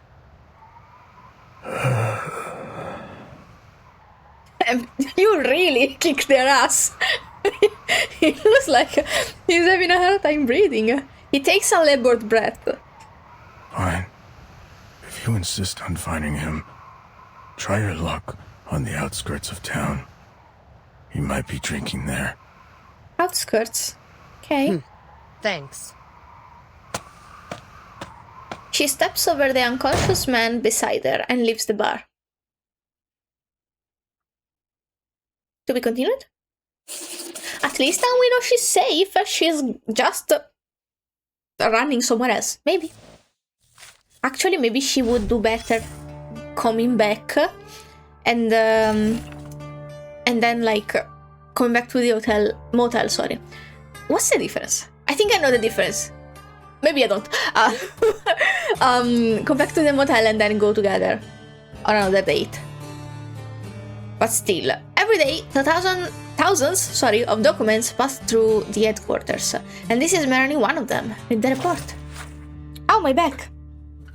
Is it long? Sorry, I got very close. Don't get scared. Hi. Oh, Jesus, it is long. Jesus Christ, okay. Number report, we do not need to know. From Field Investigation Team Leader Andreas Sylvester, maybe the person we're looking for. To Office of the Vice President, St. Pavel Foundation. Dear Madam Vice President, after a month of surveillance, my team has identified several Manus Vindictae agents operating in the southern United States. At least 3 have been traveling between Dallas, Austin, and Houston. They are likely establishing information and supply channels for the Order of Enlightenment. That's why, by the way, very close. That's why maybe I knew the name. It was probably in the trailer for the last event that I didn't play, because it was spoilery for me, because I am not very ahead with the plot, in case you didn't know, because you are here just for this event. Hi, welcome! Where am I? Here. Several others are active along Route 77. I still struggle with S's, sorry again. Frequently using aliases and disguise potions, to keep their exact identities and numbers hidden. However, at least 5 false identities have been confirmed. Please find detailed information on these agents attached to this report. Can I have them? I believe these findings further substantiate our hypothesis that the Order of Enlightenment is planning to carry out an unprecedented arcane ritual. Additionally, informant reports indicate that a spy known as Miss Grace, I should remember this, is active in Texas. Miss Grace. Okay. See attached document. I want to see that though. We wait your directive on whether to pursue further surveillance of this individual. May the pace be with you. Field Investigation Team Leader Andreas Sylvester. Reply. Wow, reply! To Field Investigation Team. Thank you for your diligent effort in the pursuit of peace. The aforementioned intelligence, wow, I did read that, has been documented. Regarding Miss Grace, I am fully aware of the situation. Given the unknown intention of the spy, I recommend a strategy of non-interference. Allow her to proceed in her actions for further investigation. Sorry, I'm cracking my fingers. May the peace be with us. Vice President Konstantin of the St. Pavlos Foundation. Cool! It wasn't that long. I just got scared for nothing. Oh! Hell yeah, the hot ladies inside my room. Victory! Okay, the parchment. The parchment? What is the parchment? Parchment paper is usually the one that you put on the wall. Unfortunately, I cannot twirl the image around. I would love that to investigate it better. A magical medium upon which every sentence written speaks a profound truth. A freebie. No fight. Unfortunate. We are at part 7, so 13 more. Almost halfway. We can't say for sure if this ritual was created by the last guest. Fact is, you can find all kinds of unusual markings in this motel. Most of them less than a month old. Oh! Very recent indeed. Interesting. Also, we could ask Kimberly about it. She was here for a month, so if a guest just left at least 24 hours ago, she might know who they are. Instead of, if we don't want to ask Tuesday, by the way, that's it. But at this point, I don't think Vertin is suspicious of her. Probably the motherly vibe. the southern motherly vibe. She does have a kid in hand.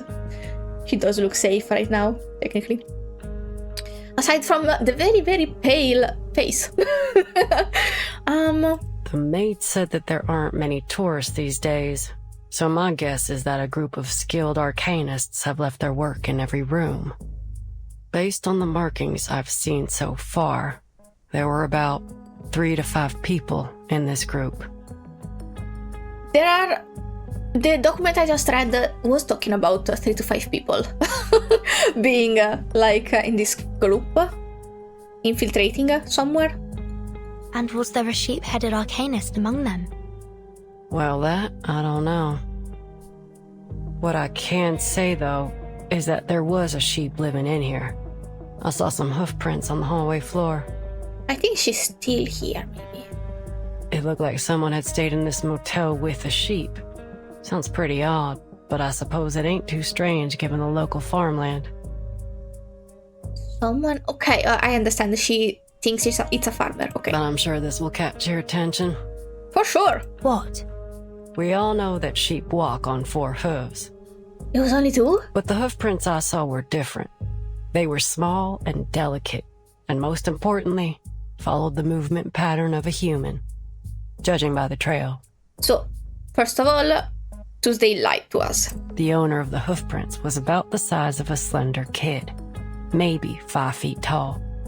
And you also saw her. Why aren't you saying that? His description exactly matches the Foundation's report. That's it. That's the one I'm looking for. But also... Okay, I don't think that's the case, but she could be lying to us. I don't think so, but she could be lying to us. Because she did see Barbara, and she's not telling us, so she could be describing her through the lenses of her seeing it with her eye.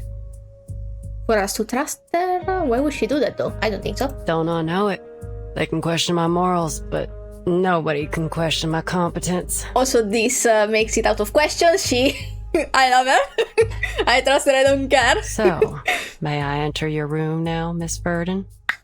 If you ask it like that, oh my god. Please. Now, let's start with this little thing. Hello. The carvings are new. No sign of woodworm damage or moisture absorption. What's this to the side, by the way? These splinters along the edge are extremely sharp. She dips her finger into a dark red crumbly residue. Is this dried blood? The maid should know about this. If she kind of maybe cleaned it. Is this one? Or this? I don't know. It's brown. She rubs it. Stefan did have some brown residue on his shirt.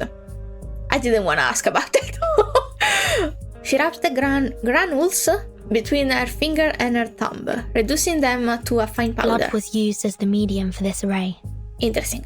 The circle isn't fully closed here, and the lines are a bit uneven. Whoever drew this doesn't seem to be an expert. You know how to deal with this, right? All you have to do is ask, boss. You might be surprised. We need to destroy it as quickly as possible. I think it's been left by a dangerous occult group. Hold on. She places a pillow over the wood and pulls the trigger. Genius. After a feint, because she's using the pillow as a suppressor. I have seen enough crime shows with my mom to know exactly what she's doing. Also, I don't think this is too hard to imagine. After a faint gunshot, the lingering light goes out. Squelch. Fresh blood oozes from the array. This is gonna be hard to explain to the maid. Settling in the faded carvings. Also, the bullet inside the bedside would be also hard to explain. Is that blood? Our backup phones we probably gave when we started our night here are probably totally gone, by the way. I was worried about them because there was a carving on my bedside that I didn't do, but now we definitely did put a bullet in the bedside, so those money are gone. The mercenary, unfazed, dips her finger into the red liquid and sniffs it. Yep, the blood of an arcanist, so it can't be Kayla's. Oh, Kayla is an arcanist. Good to know. Can you discern the owner's identity? I ain't all-knowing. I can't identify people by their blood. No, I'll need more than just blood to find out who was here. She fishes out a dusty sheepskin journal. Sheepskin, okay, sorry. Journal from the gap between the cabinet and the wall. She flips through the pages. We are the beginning and the original source of metals. Thank you for reading for me. Through us, Didn't feel the like it. highest tincture of art is brewed. There is neither a spring nor water like mine. I heal and help both the rich and the poor. Yet I am full of hurtful poison. Back. I'm full of artful. What the hell does that mean? I also was trying to make sense of it. I It's don't a understand. quote from a text on alchemy. Oh, thank you, Bertin. You're so knowledgeable. All challenges will be resolved with the provision of sufficient and high-quality materials and the precise execution of the array. But where do we find these materials? She continues to flick through the journal, releasing the accumulated alchemical residue on its pages into the air. Fight? No, this was abbreviating. On the last page, tortured words are scrawled on the paper. It looks like something a criminal would write in their final moments before their death sentence. What was once sundered shall reunite. Sounder? What does sounder mean? Oh, Chi, you okay? Her nose burns and barely visible sparks hit the hair. I've seen this handwriting before. Oh? And here, my phone number. No, not the good boy! He hands over a dollar bill with a string of numbers scrolled along the blank space. The mercenary pulls out the crumpled bill from her pocket, comparing the handwriting with that in the journal. Yep, this is definitely the same. Hello, someone didn't use the pillow. Oh god, I think he's dead. It's a Flying Arrow M1903 pistol. From the sound alone, damn. Kimberly, chill. Kimberly? What's wrong with her now? Well, didn't you hear? I better go check it out, boss. Something don't seem right. I'm coming. You coming? That Kimberly must have run into something. I didn't think you would actually ask me, you coming? And I just answered before reading. And I almost skipped it too. To be continued. I'm loving this so much. Okay, I did an outro just to stay safe in case I want to split it in 3 parts, so let's go. Wow! Let's go ahead. I was saying... Interesting. They say interesting. Yeah, so, okay, this definitely doesn't look good. We are just... we are all here, so it's fine. Let's go and see what's up. I think I know what's up, but let's see what's up, just in case. The quantity of blood in this motel is very worrying. Yes, worryingly. Worrying? No, it's very worrying. There you go. Suddenly I don't know English. Don't come at me. It's my second language. It's already a blessing that I know a second language, counting how my brain works. Anyway, face reality. Ooh. Going through all those Miranda right before an interrogation. Man, we ain't got time for that. What is a Miranda? Just before an interrogation. Are you on drugs? I wish I could zoom to look better at the room. Anyway, a freebie and trauma incoming probably. Let's see. Face reality. I'm very interested in Kimberly. There you go. That happened. He has the gun in hand, so I am... Wait. A ship.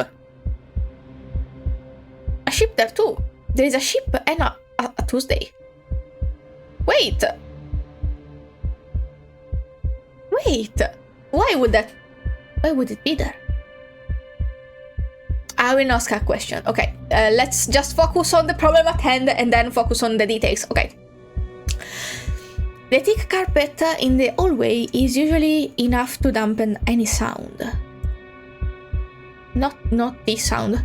But no amount of soundproofing could stop the sound of a gunshot from echoing through the place. Why did you have to do it in the corridor, man? Or the hallway, sorry. At its source, Stefan's limp, twitching body lies on the floor. Well, you probably had a reason. Sorry, shouldn't been that insensitive. Sorry. There's a gaping hole in his head. I didn't need to do all this. I actually can see. Ah, wow, you're still hot. No, okay, chilling. A man is dead. We cannot simp. She's trembling in fear. Is he still alive? It's very hard not to simp right now. They are not married. They are not. Okay, they're not. This is not fair. This is chilling. I did it again by accident because I was very. They are beautiful. It's not me. I do understand the tension that a man is dead behind them, but also in front of me, pretty ladies. Not my fault if this game is full of pretty ladies. Not on me. Just when I thought you couldn't get any dumber. Hello? Why don't she like her? I think there is a reason why she doesn't like her. Or why she's so rude to her. Is this a suicide? Looks like it. He pulled out the gun and shot himself in the head. In front of you? That's nuts. His brain splattered on the walls and flowed onto the floor. Ew, are you okay? Poor girlie, looking at all of this. I don't think you are free of guilt, actually. Not for this in specific. I think you have something to hide. Something spooky to hide. And muttering is almost a confession. Argos kneels down to examine the body. That's dead. There's gunshot residue and powder burns near the wound. Is it also on his hand? Gunpowder particles on his fingers. Okay. There's no doubt. He died from a gunshot wound. The bullet was fired from the pistol in his hand and went straight through his skull. By him?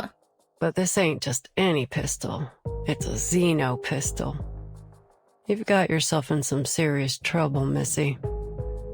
Actually, you think it's her? It wasn't me! He has it in his hand and we rushed out. How much time did she have to... Sorry, I don't want to look at his hand anymore. How much time? How much? Well, the angle is weird though. And there could have been a struggle and she could have... Technically, but... Oh wait, she would see gunpowder also on her. And I think probably some blood would be on her, no? Her face is still pale, but she manages to stop her shaking. I'm just an innocent, sad, terrified girl who just happened to pass by. Whether I believe you? She also doesn't believe you. Well, Miss Innocent, Sad, and Terrified. If you want to prove your innocence, start by telling us what happened here. Okay, I think you would be able to notice if she had gunpowder on her, no? And mind you, I will call you out if you lie. The evidence here will tell me what's true and what ain't. She points to her eye. If you're so clever, then why are you asking me? Just figure it out yourself. She had the mid-lid down for a second while the dots were here. Sorry, I didn't point it out. And I saw it at the last second. She's not as bubbly and innocent as she seems, sorry. She's also too elegant to be here. No offense to the motel. But also she has been here for a month. That is also very suspicious. Her protestation is weak. She quickly gives in, sorry. I'll put the syndrome, please. All right, I'll tell you. This madman has been harassing me. That doesn't help you.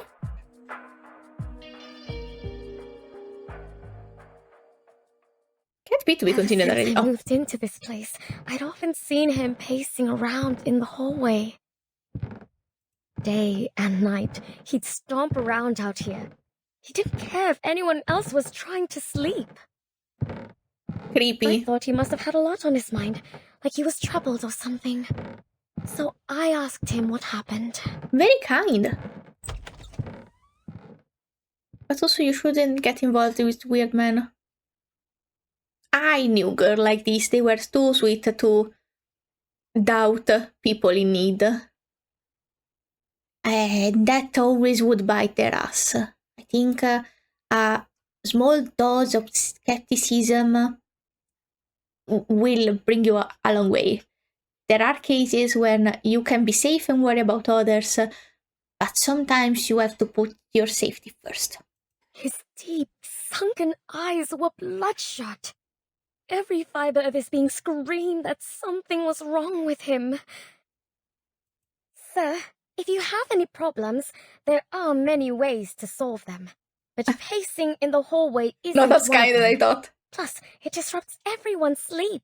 Just very, very brave. Maybe she's not as defenseless as she seems. Also, here is the look I was telling you. A little bit of dead eyes. The eyelid is halfway. Interesting. I swear I didn't say anything too harsh, but he was just Villain coded. downright rude. But also she's very hot, so maybe redeemed villain coded. Get the hell away! Get out of my face! Excuse me! That's pretty rude, you know! I had no desire to argue with the madman. Thankfully, the maid intervened when she heard what was going on. I have no idea what she said to him, but eventually they came to terms. He stopped pacing the hallway from then on. That was a relief. I'm sure the other guests would agree. That maid can vouch for what I've said. Ask her yourselves. Not long after, I found a letter from Stefan on the floor of my room. It'd been slid under my door. Weird. In the letter, he apologized for his behavior. Oh! Should I Sorry. make peace with him? I thought. As I wondered, I took a look through the peephole. It was strange. I couldn't see a thing. What It compelled was you? pitch black out there. Oh god. Oh, that's not good. Is it broken? I wondered. Girl, step aside. You're about to see an eye. Before I could dwell on it too much, the phone rang. I was startled, but it was just the front desk calling. Okay, good. Hello, Miss Kimberly. Is it dinner time already? No. Don't step out of your room. Is there an issue between Mr. Stefan and yourself? She seemed hesitant to speak. I know it's not my place to ask, but the situation is a little concerning.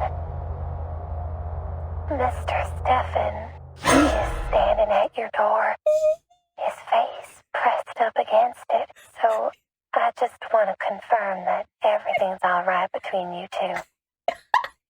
That was bad. That was very bad to me. Okay. That was actually horror and actually realistic and I hate this. Oh god. And that's what happened. Calm down, miss. It's all over now. I'm sorry for calling you villain, like, I still believe that though. Do you still have that letter with you? Look at that. That is a sprite. Also, look at the pointy fingers. That is a sprite that is gonna use for a switch up. For when she is giving you her version and you're like, oh no, I'm very sorry. And she's like, oh no, I'm so dainty. I'm such a pretty lady that has no way to defend herself. And then you call out her bullshit and she's like, fuck, I'm find out. So I'm not gonna entertain this drama anymore. That's the Dawn face the villains have during the switch up. I love it. I love that trope. The best. A look of disgust came across Miss Kimberly's face, sorry, as she gestured to the trash can nearby. Who'd hold on to that?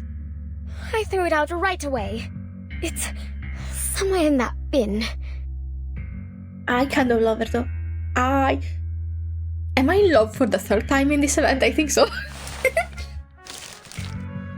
A shame she's not pullable though. Argus quickly retrieves the crumpled piece of paper from the trash can. She smooths it out on her palm. and reads its content. Dear Ms. Kimberly, I've got a question already. How did he know your name? You didn't know each other well enough to have exchanged them, did you? Front desk? I'm the victim here, damn it! You can't interrogate me like this. You kind of can. Well, I think... Okay, listen. Yes, but also, you do interrogate the victim. I think, to understand better the details. But if you must know, maybe he heard it when my friend called me.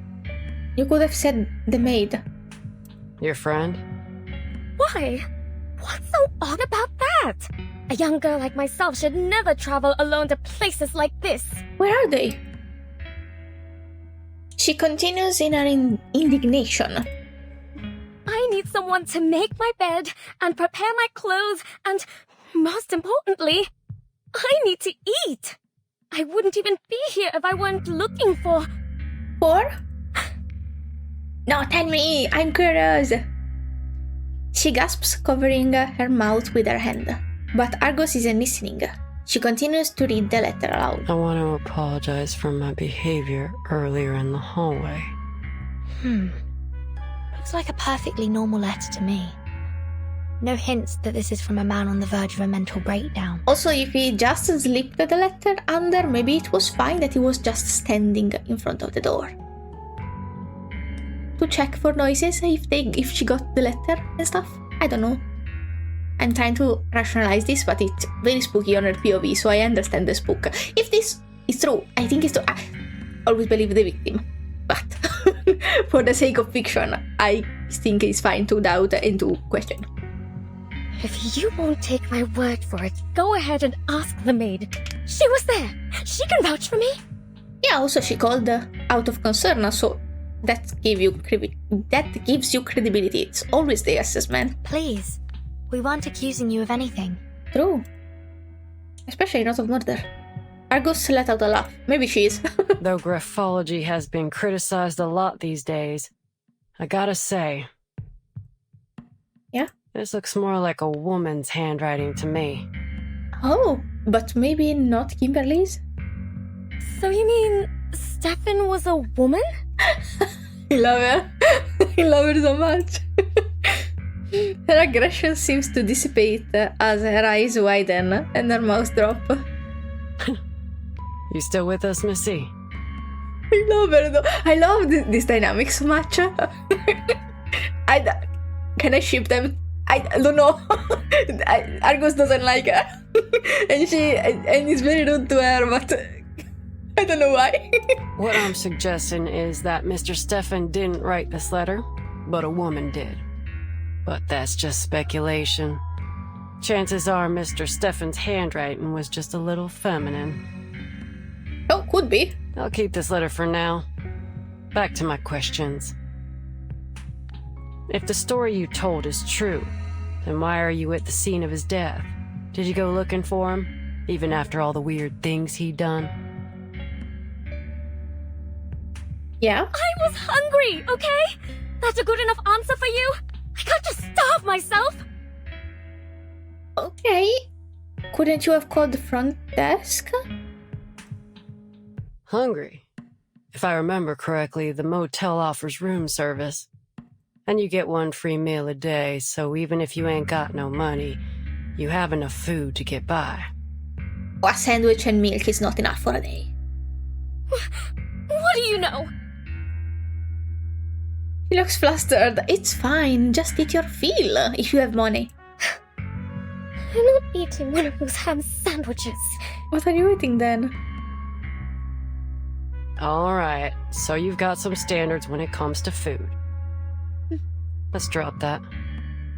You were there when he fired the shot, right? What happened then? Take your time and think it through. There's no rush. Oh, you're being kind right now. She would be traumatized. Or patient, not kind, maybe. Hello? About 15 minutes ago, he rang my doorbell. I thought my friend had returned from town. She always brings something amazing with her, so I opened the door. The last thing I expected was to see Stefan standing there. Who'd have thought that he could get back on his feet so quickly after the beating he took? Beating? Ah, well, okay, the beating, yes. I was terrified when I saw him there. He towered over me, one hand on the doorframe and the other pushing against the door. I slammed the door shut. I thought he'd let go. But he didn't. The door closed on his fingers. Ouch! I didn't feel anything? I understand now. I understand it all. You're with Zeno, aren't you? Weren't you with it? What? His fingers were bent at a peculiar angle. Girl, you did that! I don't Must want to have know. been painful. But he didn't seem to feel the pain at all. The fracturing of his fingers was no more painful than a mosquito bite to him. Okay. From consuming all of those horror gameplays, I've noticed that in horror, the loss of finger, or like mutilation or breaking and all of that stuff is overused. It's definitely overused.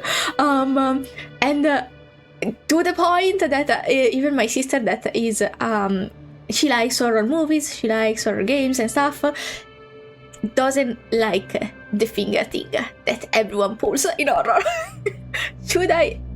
Maybe I should put I don't know, because if maybe I'll put it at the start of the gameplay that it deals with shooty stuff, blood, finger horror, body horror maybe. Just in case, so it's there.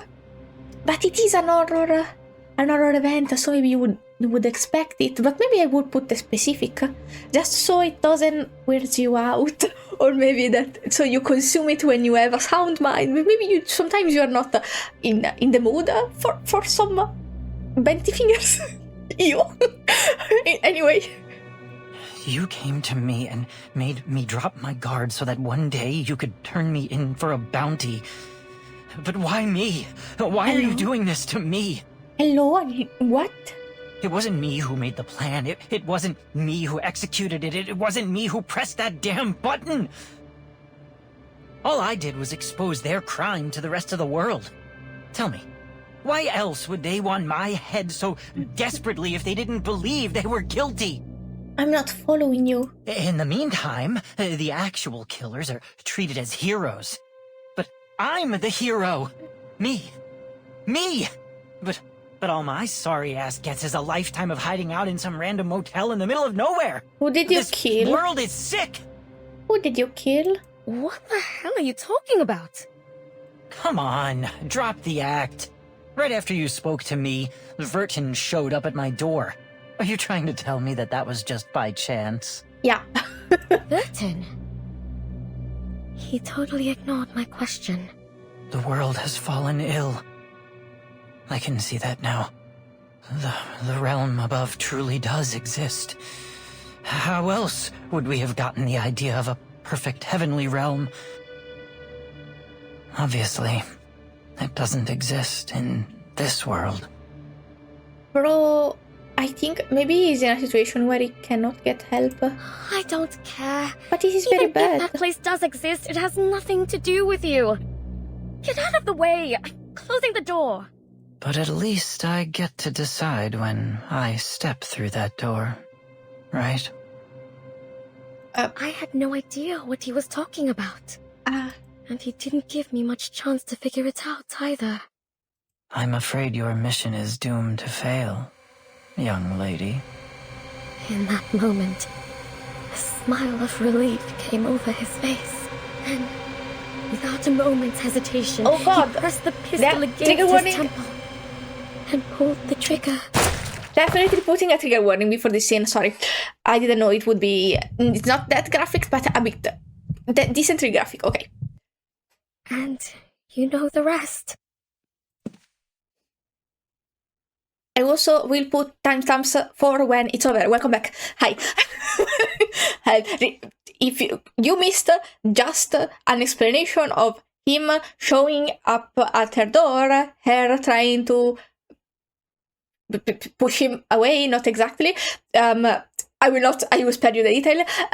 And him doing the thing that you see on the screen right now. Okay, that's what I missed. You also rambled about weird stuff. I don't know if I understood it, so I don't know if you care about it. Oh, sorry, I didn't read it. The approaching footsteps stop abruptly.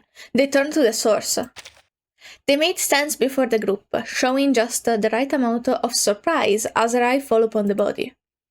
What's going on in here? Oh, you're chill about This man killed himself. Everybody's too chill about this. Oh dear. There's blood everywhere. What do we do with the body now? Call the police? It'll be a lot of work to clean it all up. And with the weather being so hot, the room will soon start to smell. Well, she is worrying about the important things. All the carpets have to go. The maid lets out a long sigh, her tone tinged with annoyance.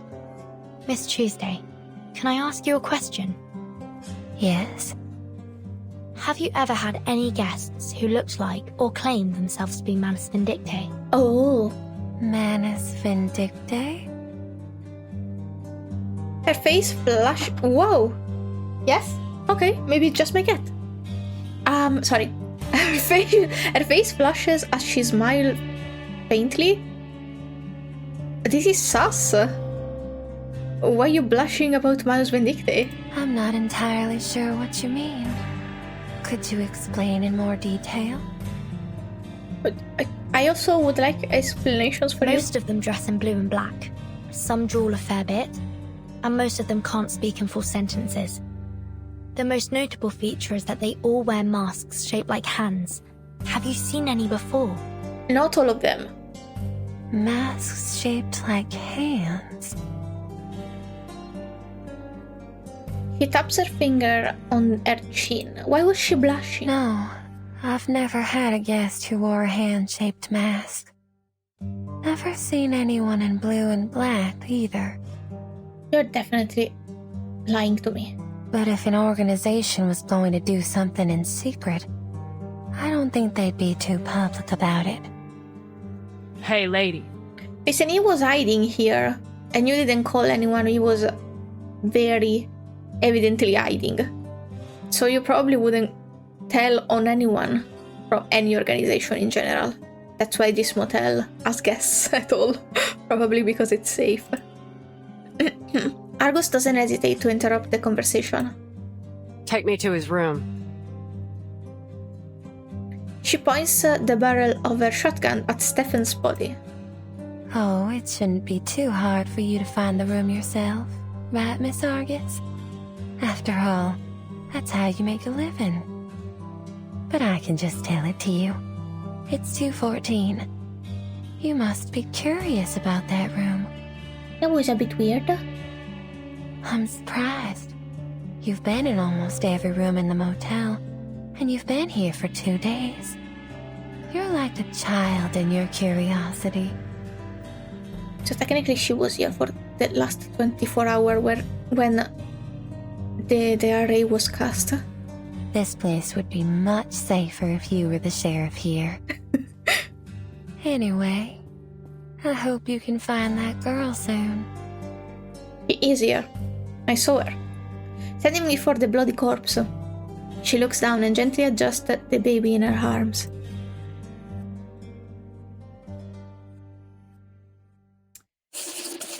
To be continued. Interesting. Oh, mama. Okay. We're almost halfway there. So, spider silk. Alright, we did feel a spider. Oh, this is his room. Where is hers? It's this one? It's the only one I can see. Interesting. Very interesting. Sorry.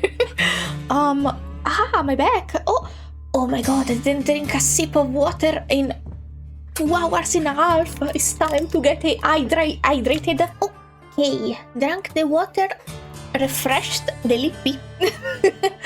And we Gucci. Okay, so we said spider silk. They depict everything without saying a word. Depict? That's not the word I would choose for a spider. They don't depict. Do they? Who is depicting? Why do you want to go to Stefan's room exactly? Is it related to our investigation? Of course. And also Stefan's dying on us. Why, of course, boss. Boss, I still can't get over it. I'm here looking for Kayla, just as you're looking for that sheep-headed... He falls into unusual silence. What is it? That arcanist you're looking for. Is her name Barbara? You know her? Oh, so now you're saying it? Yep. We met. On Route 77. Okay, definitely. I already knew she was fine, but... I just got done asking 2 men about Kayla's whereabouts. Definitely not sus anymore. Saw that it was getting dark. My sight ain't so good at night, and the nights are long these days. Oh yeah, so what's up with the handwriting of the kid matching? Yes, 20-year-old is a kid to me, okay? Stop. I'm old. I'm your big sister right now. So I was in a bit of a hurry, hoping to get somewhere with proper lights as fast as I could. That's when I saw her, Barbara, all alone by the road. Some jerk of a driver dumped her there, and she asked me for a ride. But you also were a jerk. I turned her down. Heck, I could hardly see. She'd have been better off waiting for the next driver than riding with a blind bat like me, you know? You did crash, so technically. But as I drove away, I changed my mind. She was too young to be left out there all by herself. So I turned back to get her. But when I arrived, she was already gone. There was nothing but a trail of hoof prints in the dirt. Did you follow them? You didn't. You were in a hurry.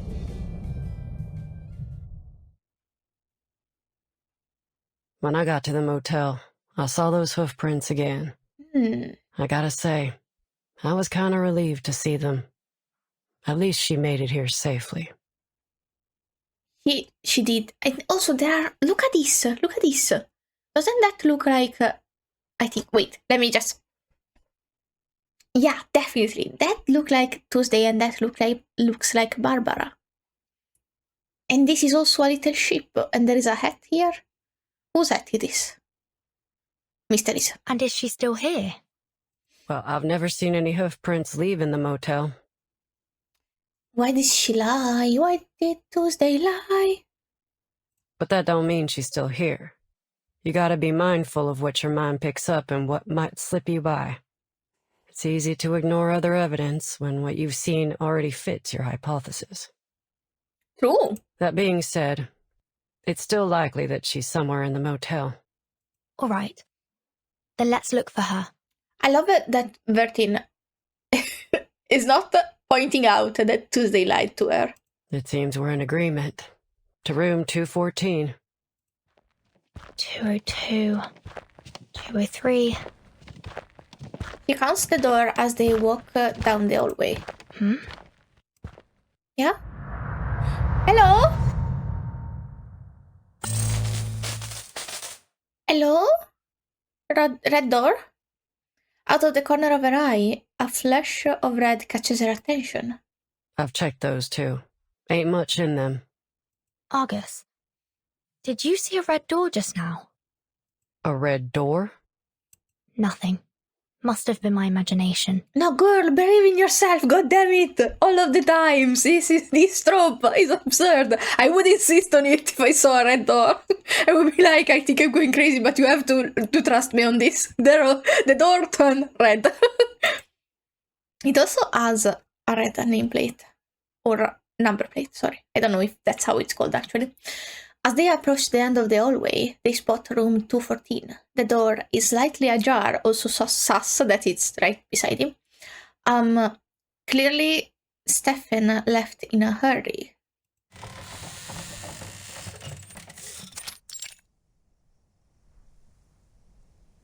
They enter. The thick curtains are pulled shut, blocking out almost all the light from outside. If you hear my cat meowing, he just does that before settling down to bed. He has to announce it, so don't worry about it. I promise there are 2 more people looking after him. He's just very dramatic. They hit with the stale, sour smell of old alcohol. The glowing Argus eyes flickers like a light with a faulty circuit. Are you alright? Circuit. Circuit. Can you still see? Don't worry about it. Ain't the first time this has happened. This eye issue runs in the family. It's the price we pay for having our arcane power. Oh, damn. The mercenary glances around the room, a slight frown on her face. Now, what are we looking for, boss? People leave all kinds of evidence behind all the time. It'll be like wandering around in the woods without a compass if we don't know what we're looking for. So if you don't want to be inundated with meaningless clues, you need to give me some directions. I'm sorry, I think he is right outside my door screaming, so I'm gonna look at the boy for a second. Yeah, I just wanted the drama. I'm sorry, I'm back. I had to check on you because I feel bad if I don't check. Alright. First, I'd like to know what happened to Barbara. Okay. Second, fleeting images surface in her mind. Whether Manus Vindictae has been here, or anyone from that Order of Enlightenment. Well... And last, about Mr. Stefan. The pistol he used was a xeno-military weapon, and he seemed to know about my relation to the vacuum bomb operation. It's likely that he once held a high rank within the xeno-military. I want to know why he came to this motel, and what happened to make him lose his mind here. Lose his mind here? What makes you think he wasn't crazy already? Xeno pays much more attention to its soldiers' mental well-being than any conventional military organization. Oh wow, props! It's because quite a few of them are arcanists. They're both Xeno's strength and weakness. So I'm inclined to think Mr. Stefan developed these mental health issues after entering the motel. He was hiding. Huh. Is that so? I gotta say, I don't know much about all this military institution stuff. So trust me. Right. So, here's the plan. First, locate Barbara. Second, look for any signs of Manus Vindictae or the Order of Enlightenment. And third, find out how poor old Stefan lost his marbles. Poor old Stefan. And of course, I've got my own business to deal with. Tracking down Kayla. He starts to meticulously search the room.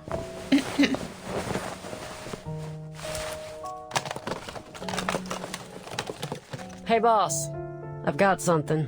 Yes, I'm ready. There's a series of small but clear traces imprinted in the dust. These footprints are from a spider.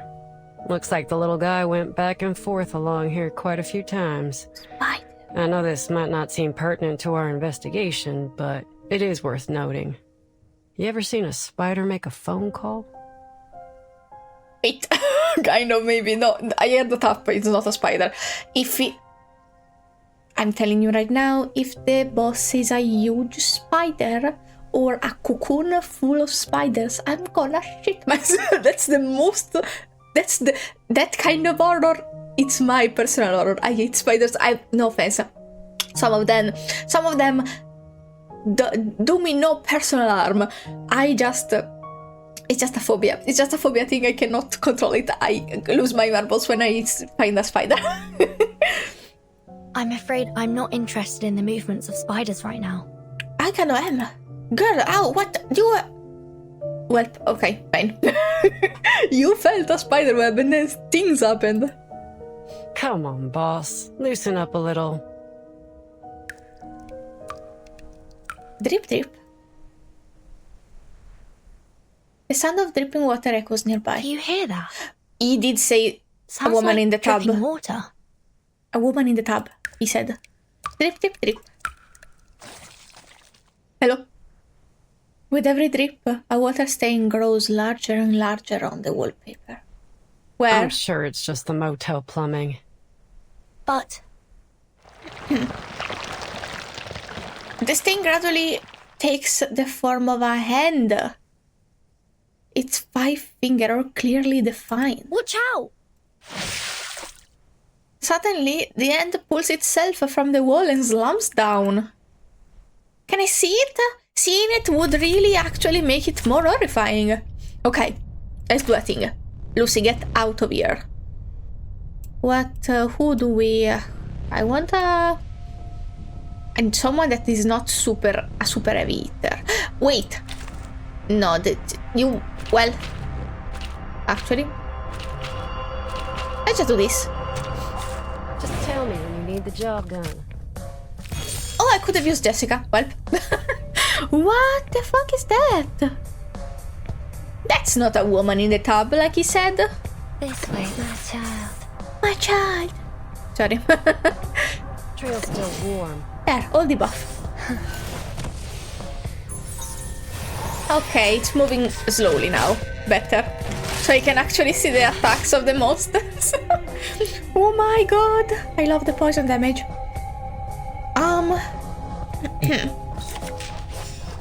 Guns loaded. Oh, wait. See, the problem with having Vila in when I don't need her is that she feels my hand. Do keep calm, please. Yum. I don't even know what that did. To return to my long-term mission. They just die so quickly. I tried, but even without Lucy. This place is definitely more than meets the eye. I'm with you on that. There's just too much Arcanum-related weirdness going on here. Never seen so many arrays in a motel before. But we've only found one. In your room, yeah. But there are a load more. One room has them drawn from floor to ceiling. Oh, wow. Looked like some kind of transformation array to me. I ain't no expert, so I can't say for sure. What are they trying to do, I wonder? Who knows? Weird. She brings the conversation to an abrupt end and continues searching the room. Oh, boss. You might be interested in this. Can we go back to the spiders? She peers under the bed. It's another one. Just like the others. Array? A huge array lies beneath the bed. It's scattered with dark crystals. How didn't he notice? Well, I guess you don't check under your bed often. I guess. Why would I? Design is familiar. I've seen this before. It was also drawn in that parchment notebook. This is indeed a transformation array. But it's not in its full form. Transformation. They were trying something. Check it out. She plucks her hair from the carpet. This is hair from the mane of a howler lion. Huh? And there are some other materials around it, too. Not exactly sure what they are, though. They're too finely ground. But one thing's for sure. Someone held a ceremony here, and for some reason, it didn't work out for them. So definitely Tuesday is literally hiding the business of everyone that comes here. And also hiding them. For business? I guess slay. This is important. The Foundation needs to know about this. The air is silent. Argus? He's looking for something. The mercenary doesn't respond. She's still staring at the strand of hair between her fingers. It's chestnut colored. This is Kayla's hair. She was here, in this room. Okay, I feel like you're losing your marbles for a second. Maybe it's just or the at least gravitas. Someone who came into contact with her. The phone rings, cutting her off, but this is Stefan's room. Oh well, she knows we're here, I think. Please fade away quicker, I don't like this sound. Gasp, already. We're almost at 3 hours. How is my battery doing? Hello? Sorry, don't worry about it, I'm looking at you. Oh, my battery is tragic. Well, we're doing one more and then I'm taking a break. Sorry, I'm taking a break. Oh, it's spooky time. It's fight time. Hey, battery. Low battery. Yes, I actually just saw it. Still recording? Still recording. Okay, you better. Okay. Spooky time. Oh, you found your man. Well, not your man, like the man you were looking for. There you go, better. It's spooky time. Unexpected surprise or rather scares. For Lilia doesn't get scared. I think she's too logical. Well, Sonetto is also logical, but she's very spookable. So actually, I'm not sure. But Lilia is too badass. Like, there you go, not logical, badass. Sorry, this is still my chair. I'm very sorry. A man lies in the grass just outside of town, sorry. He's strumming a guitar and humming it to himself. This is the life. A warm, beautiful night, a cold drink, and no one but me and the stars in the sky. Well, maybe I'll just lay here till morning. It's a young Xeno soldier. His eyes hazy from intoxication. He raises his flask to the twinkling star above. A good night with good drinks! I wish every day could be like this. Hey, friend. A dark figure looms over him, a dark figure. But in his blurred vision, he can't make out who it is. Hey, buddy, you're blocking my view. Buddy? Huh? Are you stargazing? I hope he's not in trouble for calling her buddy. The soldier blinks. He knows that voice. Has anyone ever told you that you sound awfully like Lieutenant Lilia? Maybe because she's the rider of Red 38? Heard of her? No one can fly like her. Oh, good move, complimenting her. Of course. The soldier concentrates, getting the figure's face a little more into focus. Oh my... You even look like her! Girl! Keep playing dumb, and I'll show you what it's like to have her kick your ass. I love Lilia so much! The soldier's drunken eyes finally focus to see Lilia herself, a look of displeasure on her face. She doesn't like flattery. I think she likes competence. He stumbles to his feet, dropping the flask in his hand on the way up. He tries to salute, but almost falls flat on his face in the attempt. Lieutenant Lilia! Airman First Class Andreas, at your service. Andreas. Luckily, he manages to complete the wobbly salute. Are you the warehouse guard? He looks at the soldier doubtfully. Yes, ma'am. Why aren't you guarding? Few would so eagerly admit to the dereliction of their duty. In a way, he possesses exceptional courage. On your feet, soldier. My Red 38 is in your warehouse for maintenance, and I need you to remove the gravity ritual from it. Gravity ritual? Oh boy. If you don't understand what I'm saying, go get someone who does. I need it today. The soldier ponders, slowed by his inebriation. Just as Lilia is about to lose her patience, the soldier's eyes light up. Oh, right. The gravity ritual. Yes, I know. Please, come with me. I'll take you to the warehouse. Are you certain you can undo the ritual? Drunk? Yes, ma'am. They made sure I got the hang of it before they took off. Leave it to me. Why did they took off and leave a young boy or young man at guard? Lead the way, They soldier. doomed you.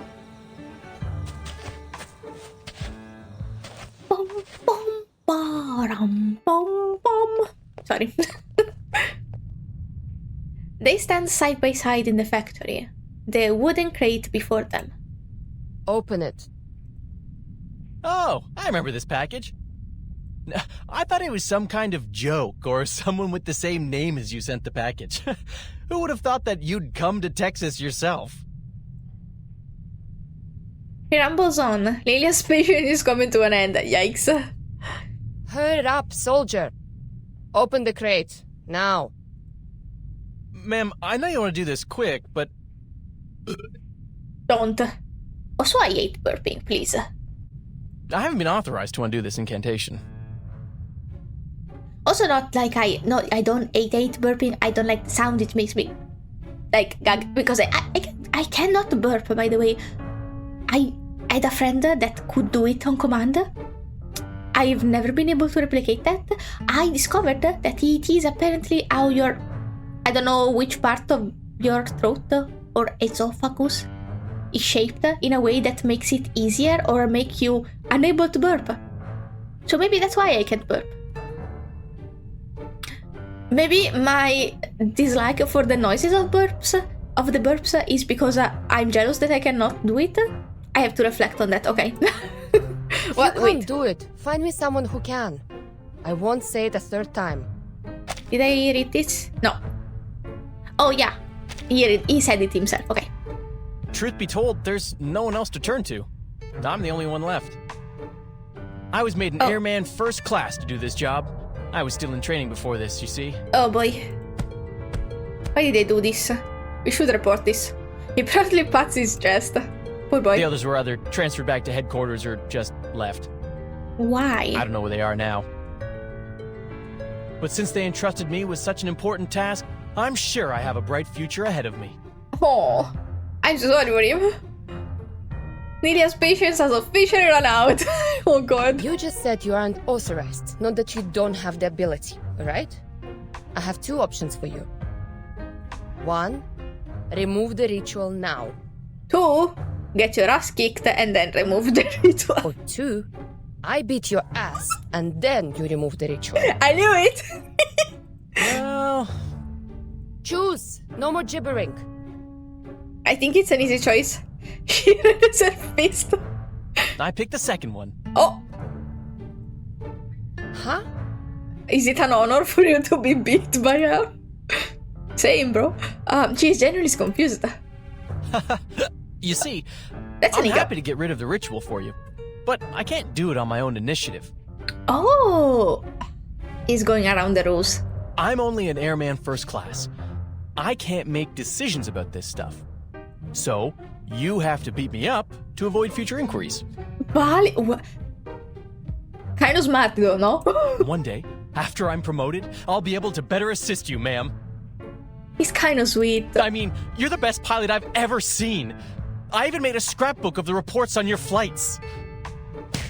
Oh, wow, it's kind of cute though. Before he can finish, she really doesn't like phrases for some reason. Before he can finish what he's saying, he has already clocked him. Alright, no screaming, soldier. Let's do this. She's kind of hyped about kicking his ass. Each shit seems to clear his head a little more.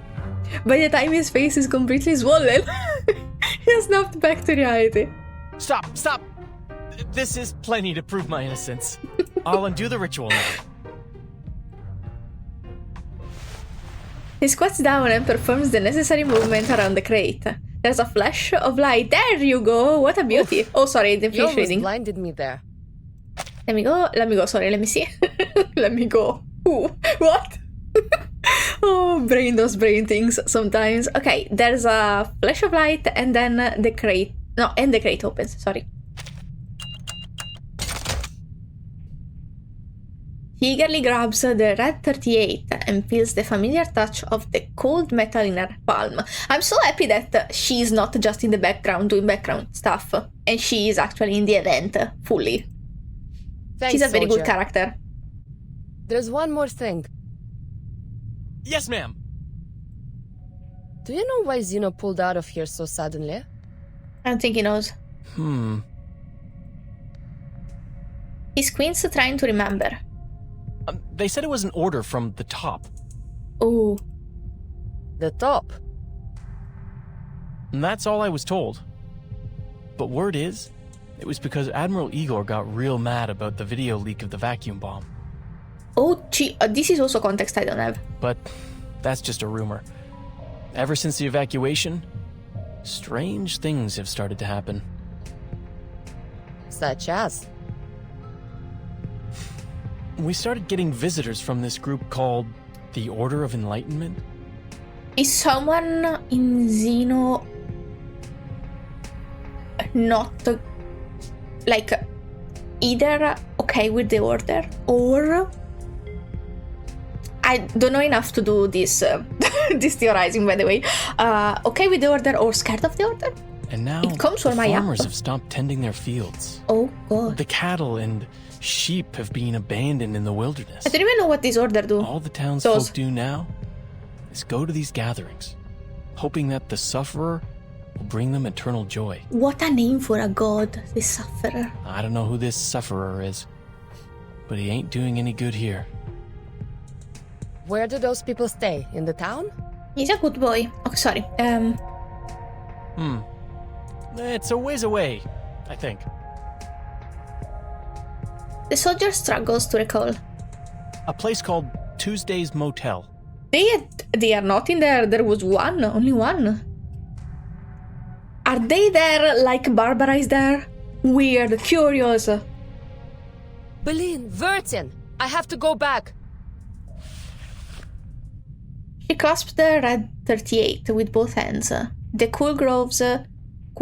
What are groves? I don't know. Of metal settling into her grasp. Let's get out of here, girl. She calls her broom girl. I love her. With a vigorous stance, she mounts, I think, the red 38. I didn't finish reading. A silver light traces an arc in the sky as the pilot leaves the factory and disappears into the night.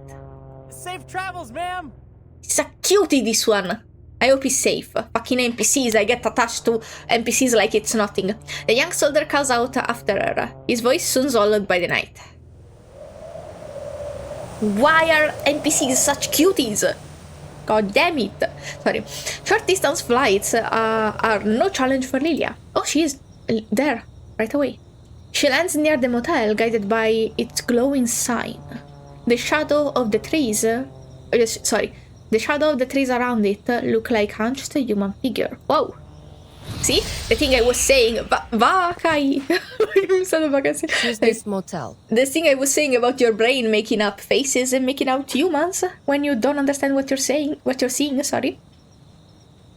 It's happening right now. Eh? Sorry?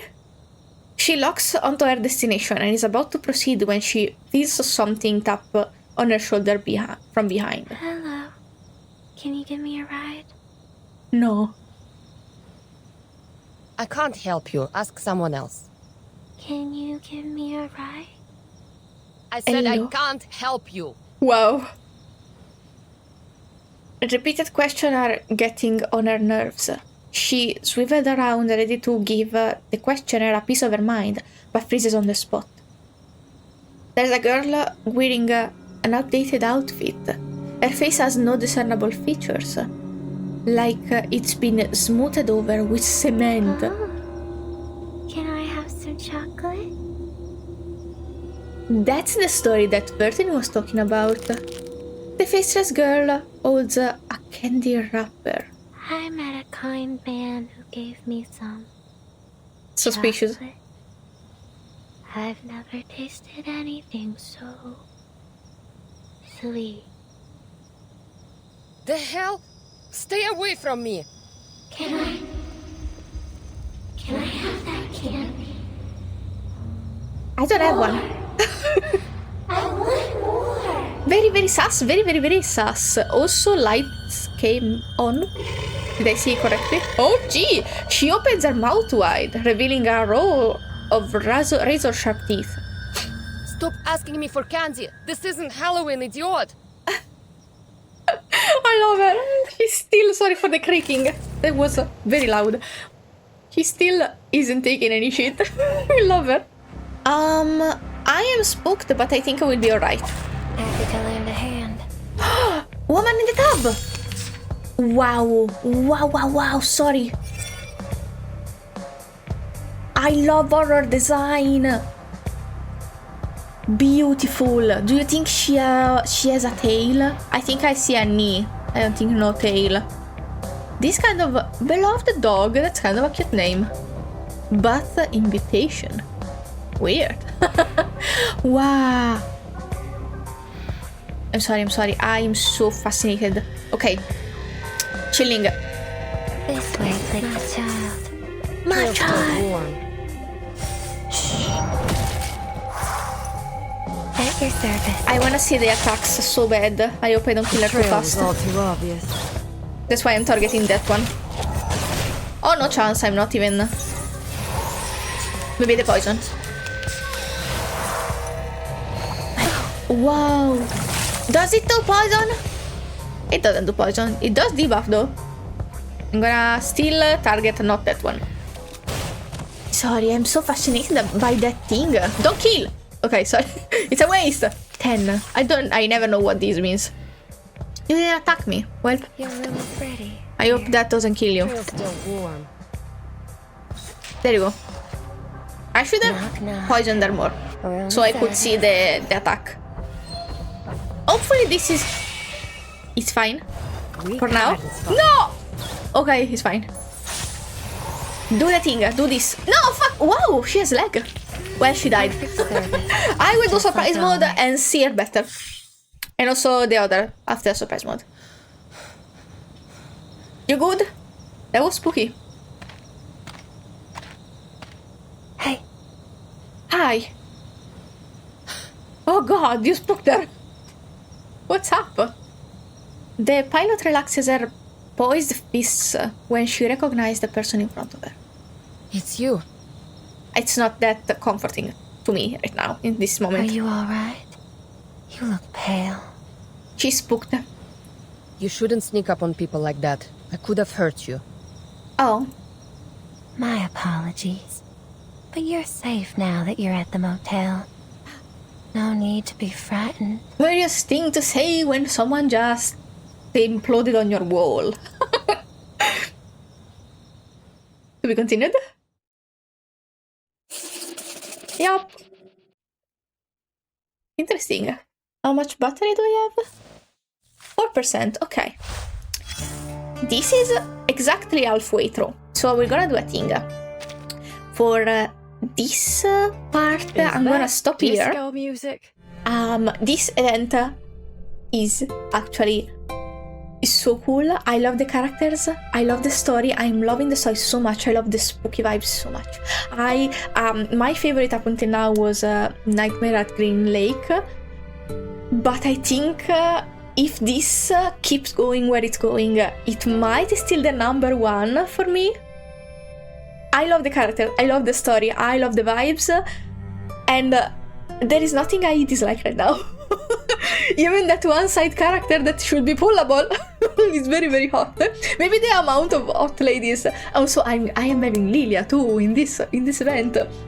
So all the hot ladies are here. I'm so stunned. I love this so much. I cannot wait to finish this as soon as I have my phone battery at a decent point. But for today I'm gonna stop here. Thank you so much for watching. I'm very excited to go on. If you feel like it, subscribe, and I'll see you again next time. Bye bye.